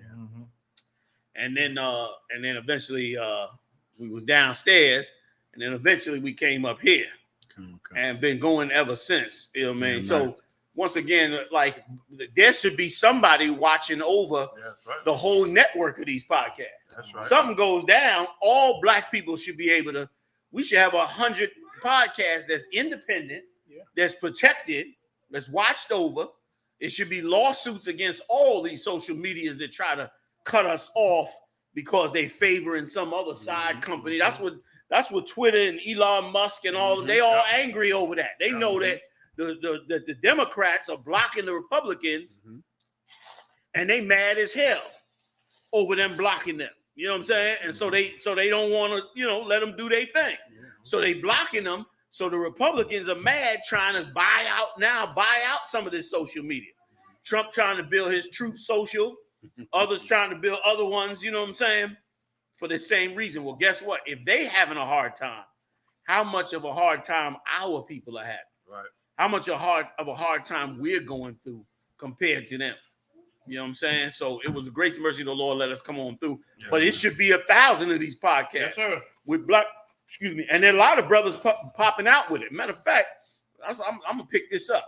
We're gonna start a network of these podcasts because there's a lot of benefit in coming together with a ton of these podcasts that are independent, that ain't scared to open their mouth and say what is the case. Yeah, right. Without having to, kiss the behind of their slave master. Yeah, right. You know what I mean? But I always wonder this one thing here about the so-called quote unquote black people who made it, who making money, right? I was gonna wonder why they couldn't come together, because even if they lost, say if Esau took some things from them, right? Say if the president took some things from them, they still got enough to come together to build each and every city up to where it need to be on a level to where we can be, it can be good for Black, Hispanic, Native, and they still got enough for all that. And I always wondered in my mind, why would they not do it? Even if you took a loss, even if you lost some things that they gave you a little bit of money, yeah, then we can go build again. You know what I mean? I still don't get that part. You know what I mean? What hold do they got on them? They afraid just to take a little loss. You know what I mean? A little loss. Esau is so good at what he does. Yeah. And one of the main things he's good at is always using his money to control Black people. Always using his money like it's so much easier for him. He can pay a podcaster $75,000 a year, who otherwise would never, who don't even have a high school diploma. So this is a brother that's saying I can make $75,000 a year, or I could go out into the street and keep hustling. He's 40 years old, 50 years old, whatever. He don't want to go back out in them streets like that and carrying a gun and slinging and banging, one. And two, this Edomite's willing to give him, this podcast. So why not? So he'll take that money, Esau will use it and end up trying to destroy everything. Like, he's had a hard time, but he's working hard. Here's what he's working hard for. He's working hard for the same thing he has in the NBA. You see that? Before you can get into the NBA, you got to go through all his measures. Before you get into any of them higher levels, you got to go through him. That's what he's always doing. And he's doing it with these podcasts too. He's setting up these podcasts where they are all controlled by him. He's getting them all famous. He's getting their viewership up nice and strong. And then eventually he'll be able to say who can get on them and who cannot get on them. And then that'll be it. Then getting on a podcast, if left alone, getting on a podcast will be like getting on CNN.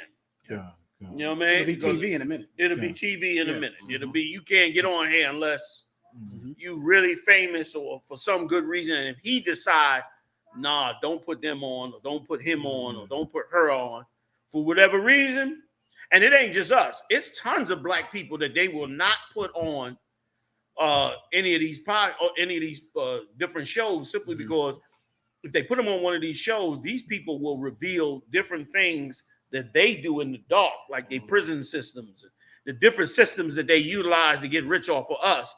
They'll expose them. So they say, nah, don't put them on. So what do? They cut all of those things off. But thanks be to the Most High, Black people, we're going to come up. We're going to come up strong. Right. And I believe, that Christian church, that narrative that they pushed is just in the back of the minds of everybody in America, whether they go to church or not. It's still a Christian sentiment that, you can't help nobody. You can't help no people until you do good yourself. You got to build yourself up to help anybody. So, and even if in the back of their mind, they want to end up helping Black people or end up doing something for the community, they got to keep this thing here in order to do it. And this thing here is controlled by them and always a threat, always in jeopardy. So they can't really bend too far to help their people ever. Yeah. Because they might lose this thing that they believe is going to help them help black people. So they're in a damn loop of slavery. You know what I'm saying? Under these people with the same name. You so right, Out. You so right. What's his name that's from Princeton? The professor. Not Cornell West. Cornell West. Cornell West said something on a podcast one day. He said everybody is owned by somebody. I don't care who they are. This was his word. Yeah. And that's how they think. They think if I'm going to get up there, somebody going to own me. So I might as well decide who's going to own me. And so that's how you get up there. When damn that is not what the Lord wants. God. But the Lord want a man that'll eat gruel so that he don't have to be owned by them. And if you be that man, guess what? Then the Lord will come get you and raise you up and raise this nation up. But like you can't believe the same old stupid adage, like you said, like you mentioned earlier, that they said that you're gonna make it by getting up under them, like you're gonna by helping yourself, like you helping yourself, taking what they can do for you. That's how you gonna make it up there. Man, we could decide and break through all of this, man. Yes, sir. We could decide. Like all we got to do is decide. Once we decide, we'll change the whole landscape of Black America. We just have to decide. And that day will come when we will decide. Come on, come. You know what I'm saying? Damn right. So what are we doing, you dad? Maui wildfires death toll rises to 93, making it the deadliest natural disaster in Hawaii since it became a state. And burnt out them Hawaiians, huh? What they say started the fire. Says the raging wildfire that swept through the picturesque town of YAHANNA of the Hawaiian island of Maui last week has killed at least 93 people, authorities said earlier Sunday, making it the deadliest natural disaster in Hawaii since. How much land did they say? How much land got burnt up? The governor did a press conference and said that because of the whirlwind that was out there, fire traveled 1 mile per minute. Damn. And that's why they had no time to run at all, because it was moving 1 mile per minute. This is in a press conference by the governor of Hawaii. So it was natural. Go ahead. I'm not sure if it was natural. Yeah, but they're saying they can't confirm the actual cause, but they believe and speculate it was an active power line that fell in high winds that kicked it off. That's right. That's what they said. Another interesting story that came out today, if I could, sir. Oprah Winfrey, 3 months ago, 3 or 6 months, Yadai can confirm, bought 850,000 acres. Is it 1,000 or is it 850? Hey, 800. Check it out. Or 850 acres. I don't remember. But she bought it for $6 million about 3 months ago in Hawaii, in the same state that this incident happened in. I'm sorry? She bought 1,000 acres, sir. She bought 1,000 acres, paid $6 million. $6.6 million. $6.6 million. And so now, of course, she's a neighbor. She came down there today with food and blankets and help. And the people refused to take it. What? They refused to take her help from Oprah Winfrey today. And I said, ooh, them down there, they showing more resolve than my people. They sure is. Yeah. Them Hawaiians did not take her food. They refuse to take it. They look at her like an outside, you know. Yeah, you were bought up 1,000 acres. There you go. Like they got some integrity. I'm telling you. Yeah. Like the place get burned up. She come out to feed them. They like, keep that old rich money, rich food you got. This is our land. Like they would show you, they looking at her just like you said, like an enemy. Yeah. You know what I mean? Like an outsider. And let me tell you, that's heavy because once again, normally an Edomite or somebody like her would be able to come into anybody's land, buy it up, and act real American about it and push anybody off that they want to push off that land. But them people have enough integrity to say, man, we ain't going for that. That's right. We're not having that. Damn right. Which is crazy. Which is right. Go ahead. Can I get 2 scriptures real fast if I could, sir? Give me Ecclesiasticus 39, verse 28. Yeah, I mean, because I know, you know, a lot of people wondering how this happened, why this happened, down power like Quasi. You know what I mean? So like the The whole world is wondering what's going on. But you done brought this down to the prophets of the Lord. The Lord made this happen. And I'm gonna give you scriptural proof to let it be known to the whole earth why this happened, man. The first scripture, Ecclesiasticus, the 39th chapter, verse 28 and 29. Go. Yes, sir. Hold on, you start, brother. Hold read on. it, but listen, I just want to touch on the point. I know Muhammad brought out just now and in class how fast that goddamn thing was moving. How fast the Lord. He said, you said a mile a minute, right? And we done all been on the track. You know what I'm saying? Yes. And to get to that mile, a minute. You moving. You know what I'm saying? And look, I saw a video of Edomite trying to get away in the car, and the fire was kind of away, but the wind was blowing the sparks and the fire pieces was hitting her car. She started losing her mind. She said, oh no, God, not like this, not like this, not like this. Like she thought she was gone. I thought she was gone because of how the shit was jumping into her car. I said, damn, but the car going to catch eventually the way these pieces is hitting. Yeah. And it was the work of the Lord. Like you must bring out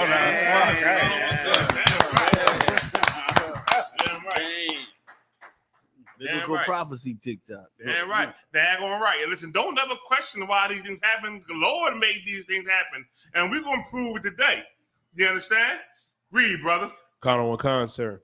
The book of Ecclesiasticus, chapter 39 and verse 28. There be spirits that are created for vengeance. The Lord got spirits that's out here for vengeance, man. You may think, well, they just, Hawaiians or the biblical name is Japhites and they ain't did no harm to nobody. They done something to the children of Israel. All nations have. And the Lord got spirits of vengeance. Go ahead. Sir. Which in their fury lay on sore strokes. Let me tell you, that's how Jeremiah said. That lady was in that car, and as she driving, flying down the road, imagine going 80 miles per hour on the road, right, y'all? 80 to 100, and sparks still flying, catching up to you. Can you imagine that feeling? That's what she felt. That's what Jeremiah described with that lady in the car trying to run away from the flames. You understand me? Go ahead, brother. Sir. And that's a sore stroke for the Lord and his anger for what you have done to these 12 tribes. Go ahead. In the time of destruction, they pour out their force and appease the wrath of him that made them. Let me tell you something. There's no such thing as the angel. No, our press is good with his movies about an angel. One angel going to do the work of the Lord. Other angels say that's not right. That don't happen, man. Like, that's Hollywood. That's a lie. When the Lord give an order, them angels go take care of that business. They take care. They appease the wrath of him that made them. You understand me? They taking care of the Lord's business and making the Lord happy about what they doing. Keep on reading. Sir. Verse 29. Fire and fire. What? Fire. What? Fire. You see what's going on over there in Maui. That fire. Go ahead. And hail. Yeah.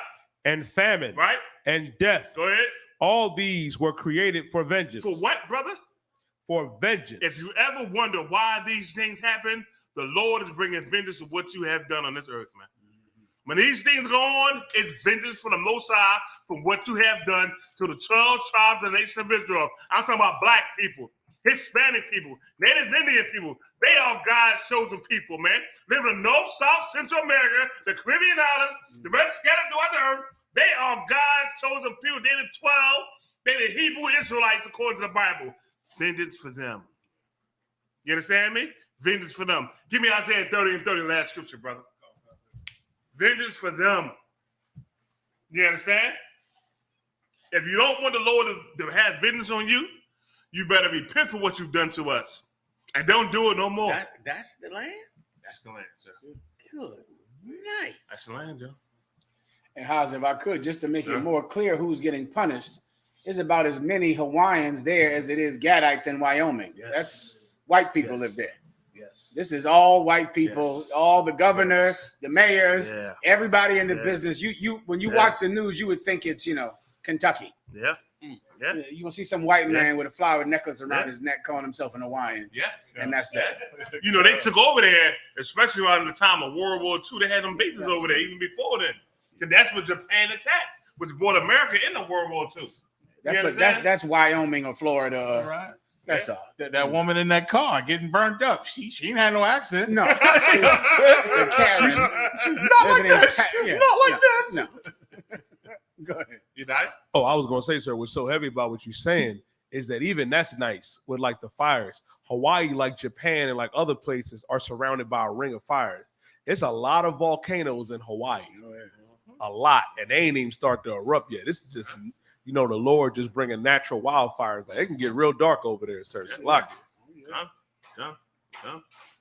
ahead, let's hit Isaiah 30 and 30 real fast. Kind of a concert. Isaiah chapter 30 and verse 30. I'm sorry, if you was done to the mouth. So you done? Get them out. Let's get it, you dying. Come on with it.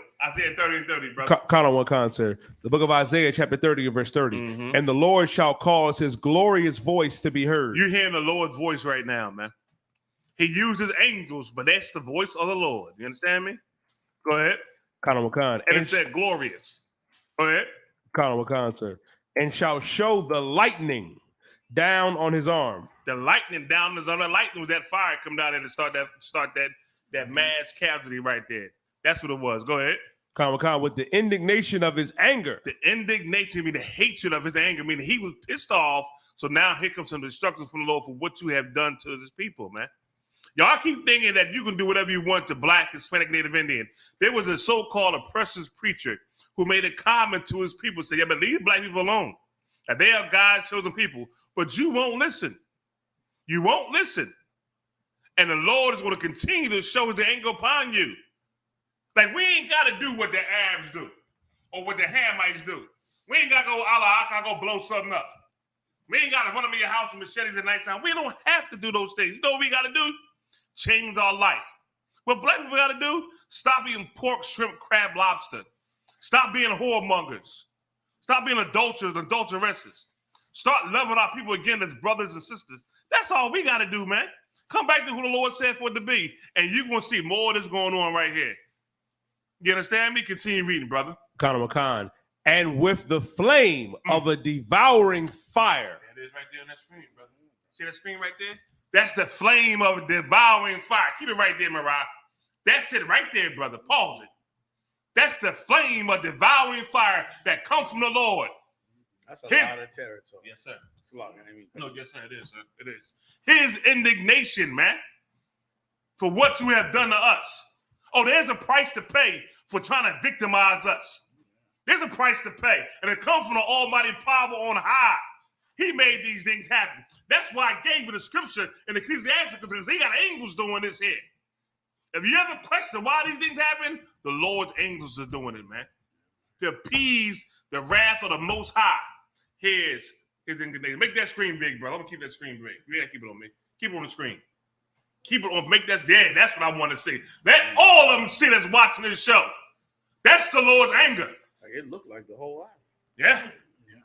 Yeah. Yeah. Continue reading, brother. Khan.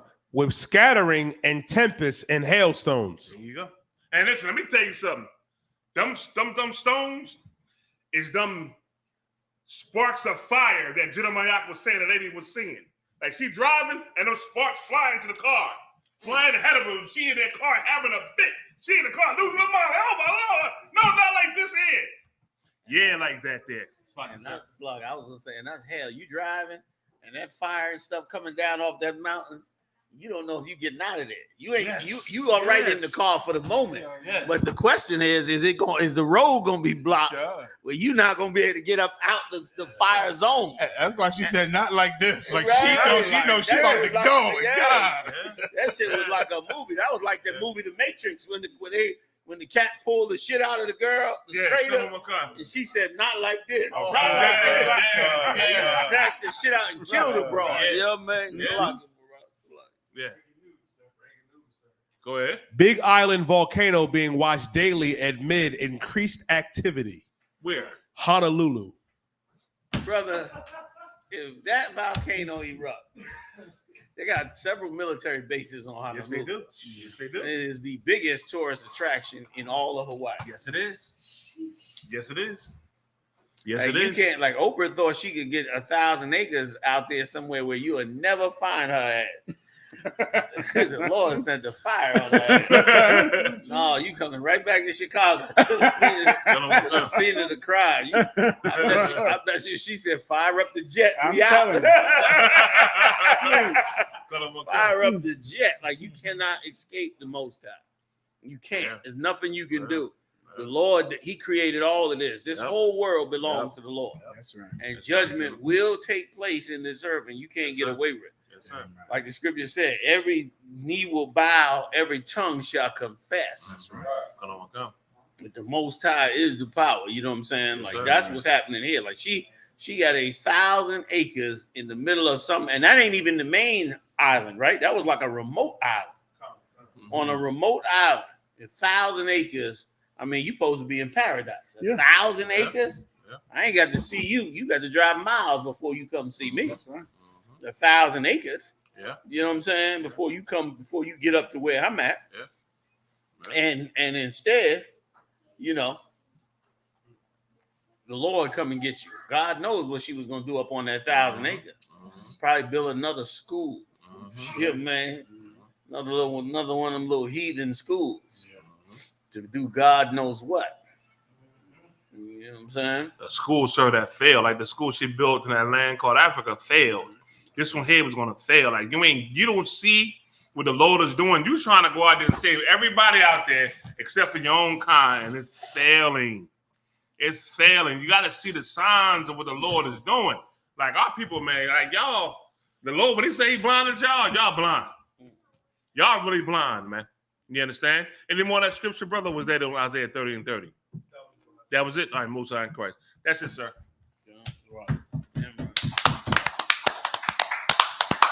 You got Where we at, huh? I mean, that's a lot. I have a few more stories. Did you want a third World War story, sir? Most definitely. Khan Wakan, North Korea's Kim's orders sharp increase in missile production days before the U.S. South Korea drills. Let me give you a story, baby. Ooh, go ahead. Let's read on with this, but I got to hook you up. Khan Wakan, North Korean leader. Go ahead. Khan Wakan, sir. North Korean leader Kim Jong-un again toured major munitions factories and ordered a drastic increase in production of missiles and other weapons, state media said Monday, as the South Korean and U.S. militaries announced they will begin major drills next week to hone their joint capability against the North's evolving nuclear threats. Let me tell you something. Being free is an amazing experience. Something I have no understanding or knowledge of.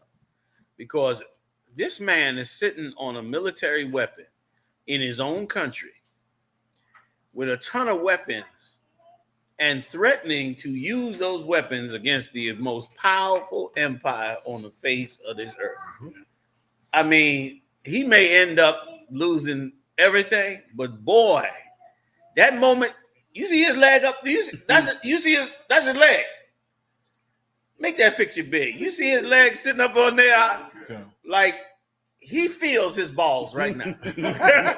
He knows he got balls underneath it. Excuse me, my friends and brothers and sisters. He that cat right there, he feels free right now. He feels something that black people never feel.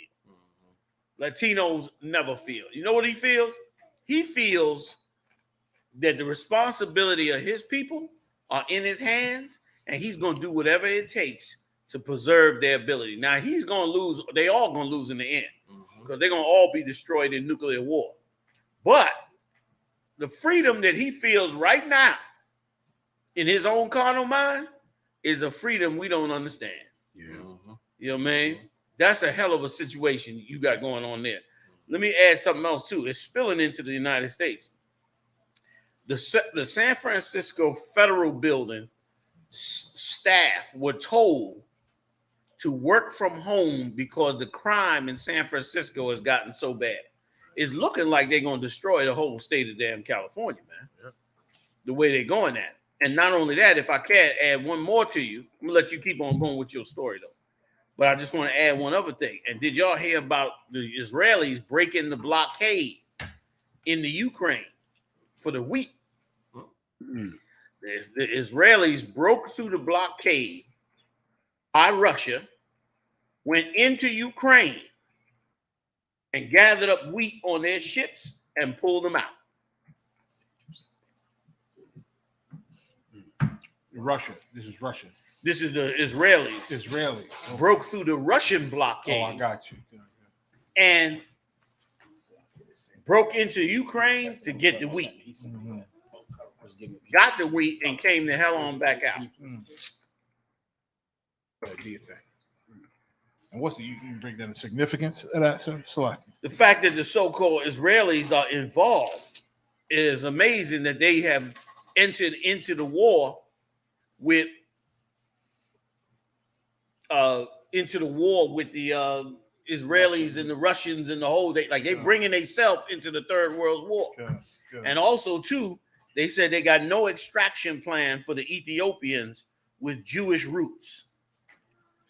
The Ethiopians they're calling for them to come get us because, of course, war is breaking out in there. You know, they're going into civil war in all them African countries. That's Putin going into that civil war with what is it, Mali or one of them? Niger. Right, all them countries are now breaking into war, and so the Ethiopians, who thought that they was beloved by the Israelis, is saying, come get us, rescue us. Bring in all that good hardware y'all got and come get us out. And they said, as of right now, we got no rescue plan for them. They on their own. Ain't France going through something with some of them African countries also? Yeah, because France, they said them French are some monsters, man. They said that the French have the first right of refusal, which means that the French can tell the African countries, several of them, before you sell your goods to somebody else, you got to sell it to us first. And if we refuse it, then you still have to get our okay before you can sell it to somebody else. And they got to sell it at their price, and they got to sell it in French dollars, even though the French are using the euro. French are using the euro, but they got to sell their goods to the French through French currency. So what's happening is Putin is capitalizing on it, and he's telling them juntas, them generals down there, later for that. I'll give anybody that want a gun. Putin said he'd give any man in Africa an AK-47 that wants it. He said that. He announced that.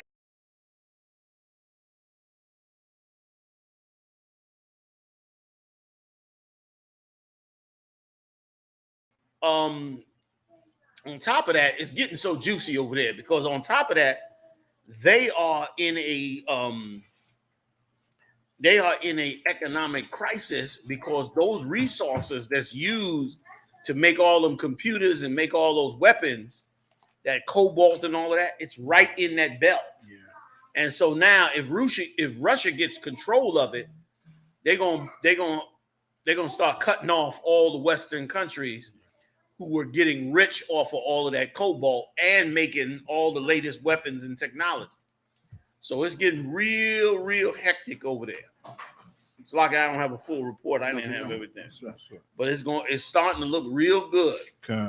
Real good in terms of, for those that may not understand, it's looking real good in terms of bringing us closer to the end of this way of life. Yeah. The end of this way of life is coming soon, and the way of Christ is coming next. Yep. These empires are all, just like that angel said, the empires of this world have become the empires of the Lord. I'm paraphrasing. Have become the empires of the Lord. This is coming real quick and beautiful. And it's going to be a beautiful thing because Christ will now rule the entire world. The bloodline of David, going to rule the entire world forever and ever and ever. And it will never, ever, ever be gone. This bloodline right now is going to rule the world. And then here's the thing. Every nation going to be put back into their land. Yep. And no nation to be able to move on another nation without his okay. Yep. Like you're going to see order come to this earth, but Esau will not rule over it. Esau couldn't rule over it. He's too big. He's too big a thief. He can't even manage the earth that he's over right now, let alone anybody else. All right. Come. You dying. It's a lot.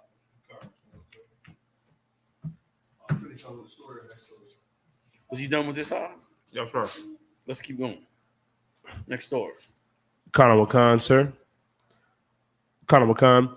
Many Americans wrongly believe exposure to marijuana smoke is safer than tobacco, study finds. That sounds like a propaganda piece right there. No, it's more of it. They're coming against the lie that marijuana is safe and safer than cigarettes. Oh, okay. Come on with it. Khan Khan. Is inhaling marijuana smoke safer than inhaling smoke from tobacco? A majority of American adults say yes, according to a new survey. And they also believe that there is less harm to adults and children from secondhand marijuana smoke than tobacco smoke. However, those beliefs are just not true, said author Dr. Beth Cohen, professor of medicine at the University of California, San Francisco, and co-director of UCFF program in residency investigation methods and epidemiology. When you burn something, whether it's tobacco or cannabis, it creates toxic compounds, carcinogens, and particulate matter that are harmful to health. Carcinogens or carcinogens? Carcinogens, like it, sir. So saying it causes cancer. Khan. Mm-hmm. Go ahead. Khan. She said in the email, it's combustion that's the problem. So this idea, because cannabis is natural burning and inhaling is fine, it's just wrong. While many studies on the health impact of inhaling marijuana are still under the way, there are still plenty toxins and tar in cannabis smoke that can hurt the lungs, says Carol Boyd, founding director of the Center for the Study of Drugs, Alcohol, and Smoking and Health at the University of Michigan in Ann Arbor. I don't know who they talking to, but they sure ain't talking to the right person, because this is the problem with weed right now. The problem with weed is that they lacing weed, brother, with things that will kill you. A lot of black people who got off of drugs, thanks to that. Damn right. You got off of drugs. You became a person that was, functional in society. Then you got tired of living the clean life, like it says in that scripture in Matthew. Mm-hmm. And you went back to your old self. Now you go back thinking you just gonna go get high and get some good weed. And you go back now and get some madness that kills you. We hearing the stories all the time. And somebody go right back to smoking weed that wasn't smoking weed, and now they done got some weed with some fentanyl or some other enhanced, phlebotomy fluid or some other, mess that they cut it with, and it kill you. If you ain't been smoking weed, don't start smoking no weed. If you've been smoking weed, stop smoking weed.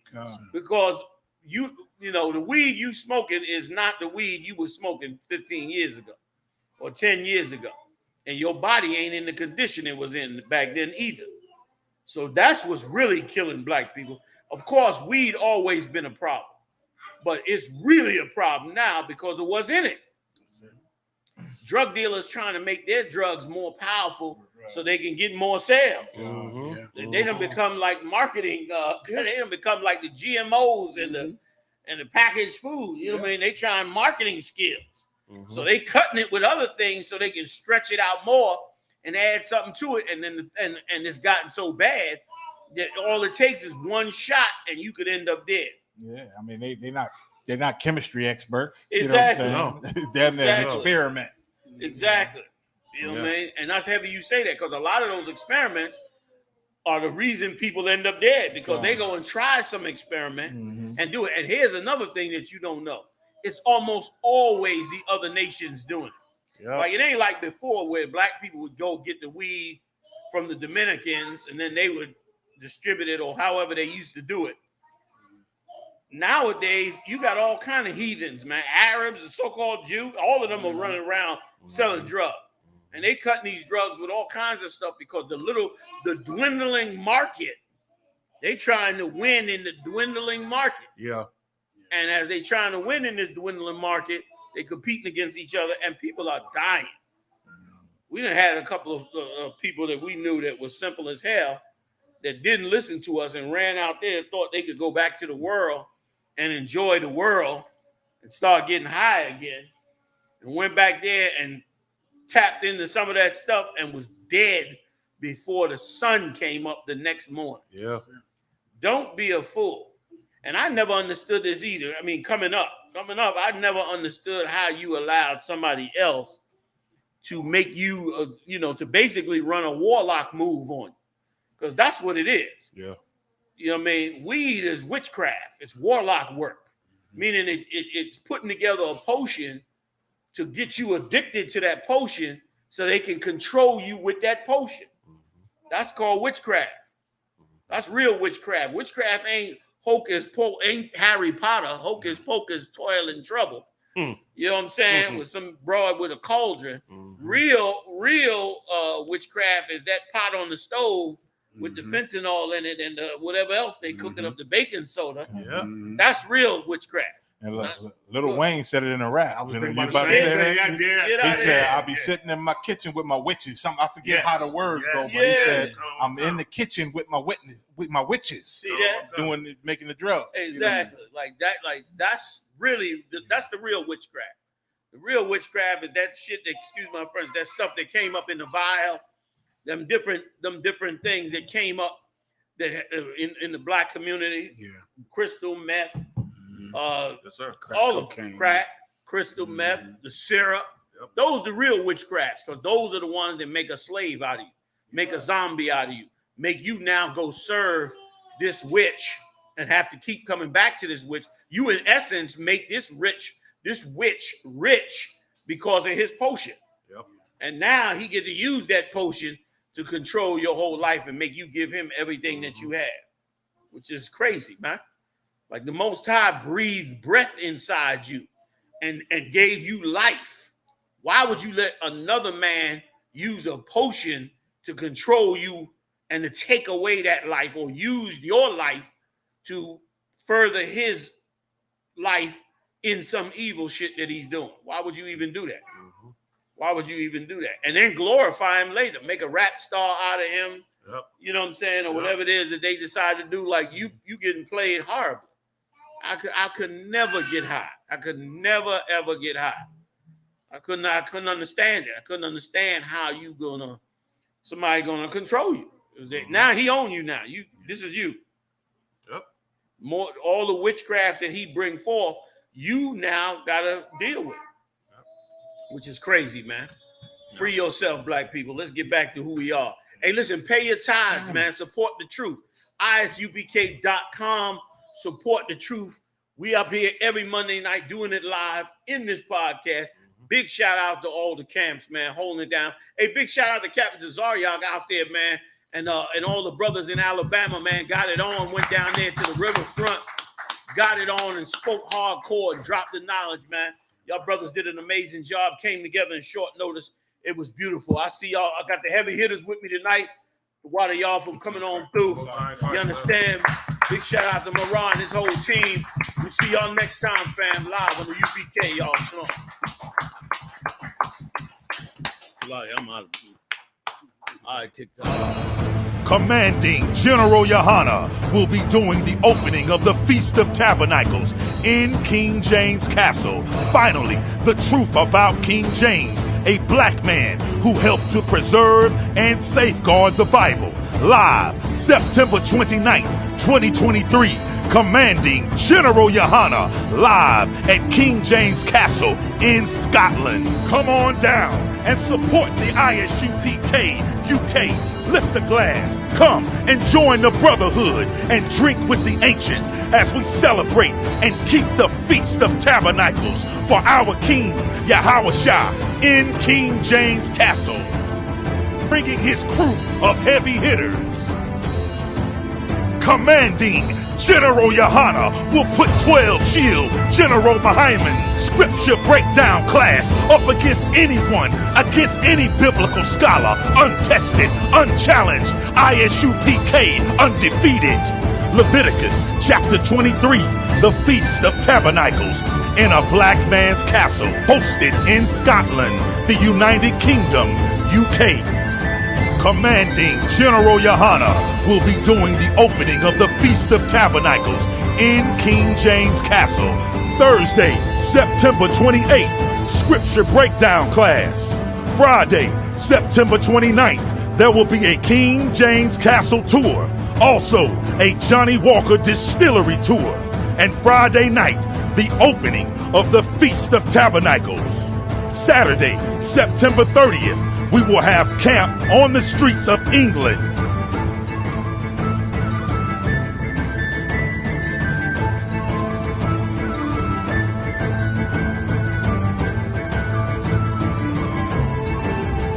Sunday, October 1st, the UK Cookout. Monday, October 2nd, the Warwickshire Castle Tour. I.S.U.P.K. under commanding General YAHANNA at King James Castle in England.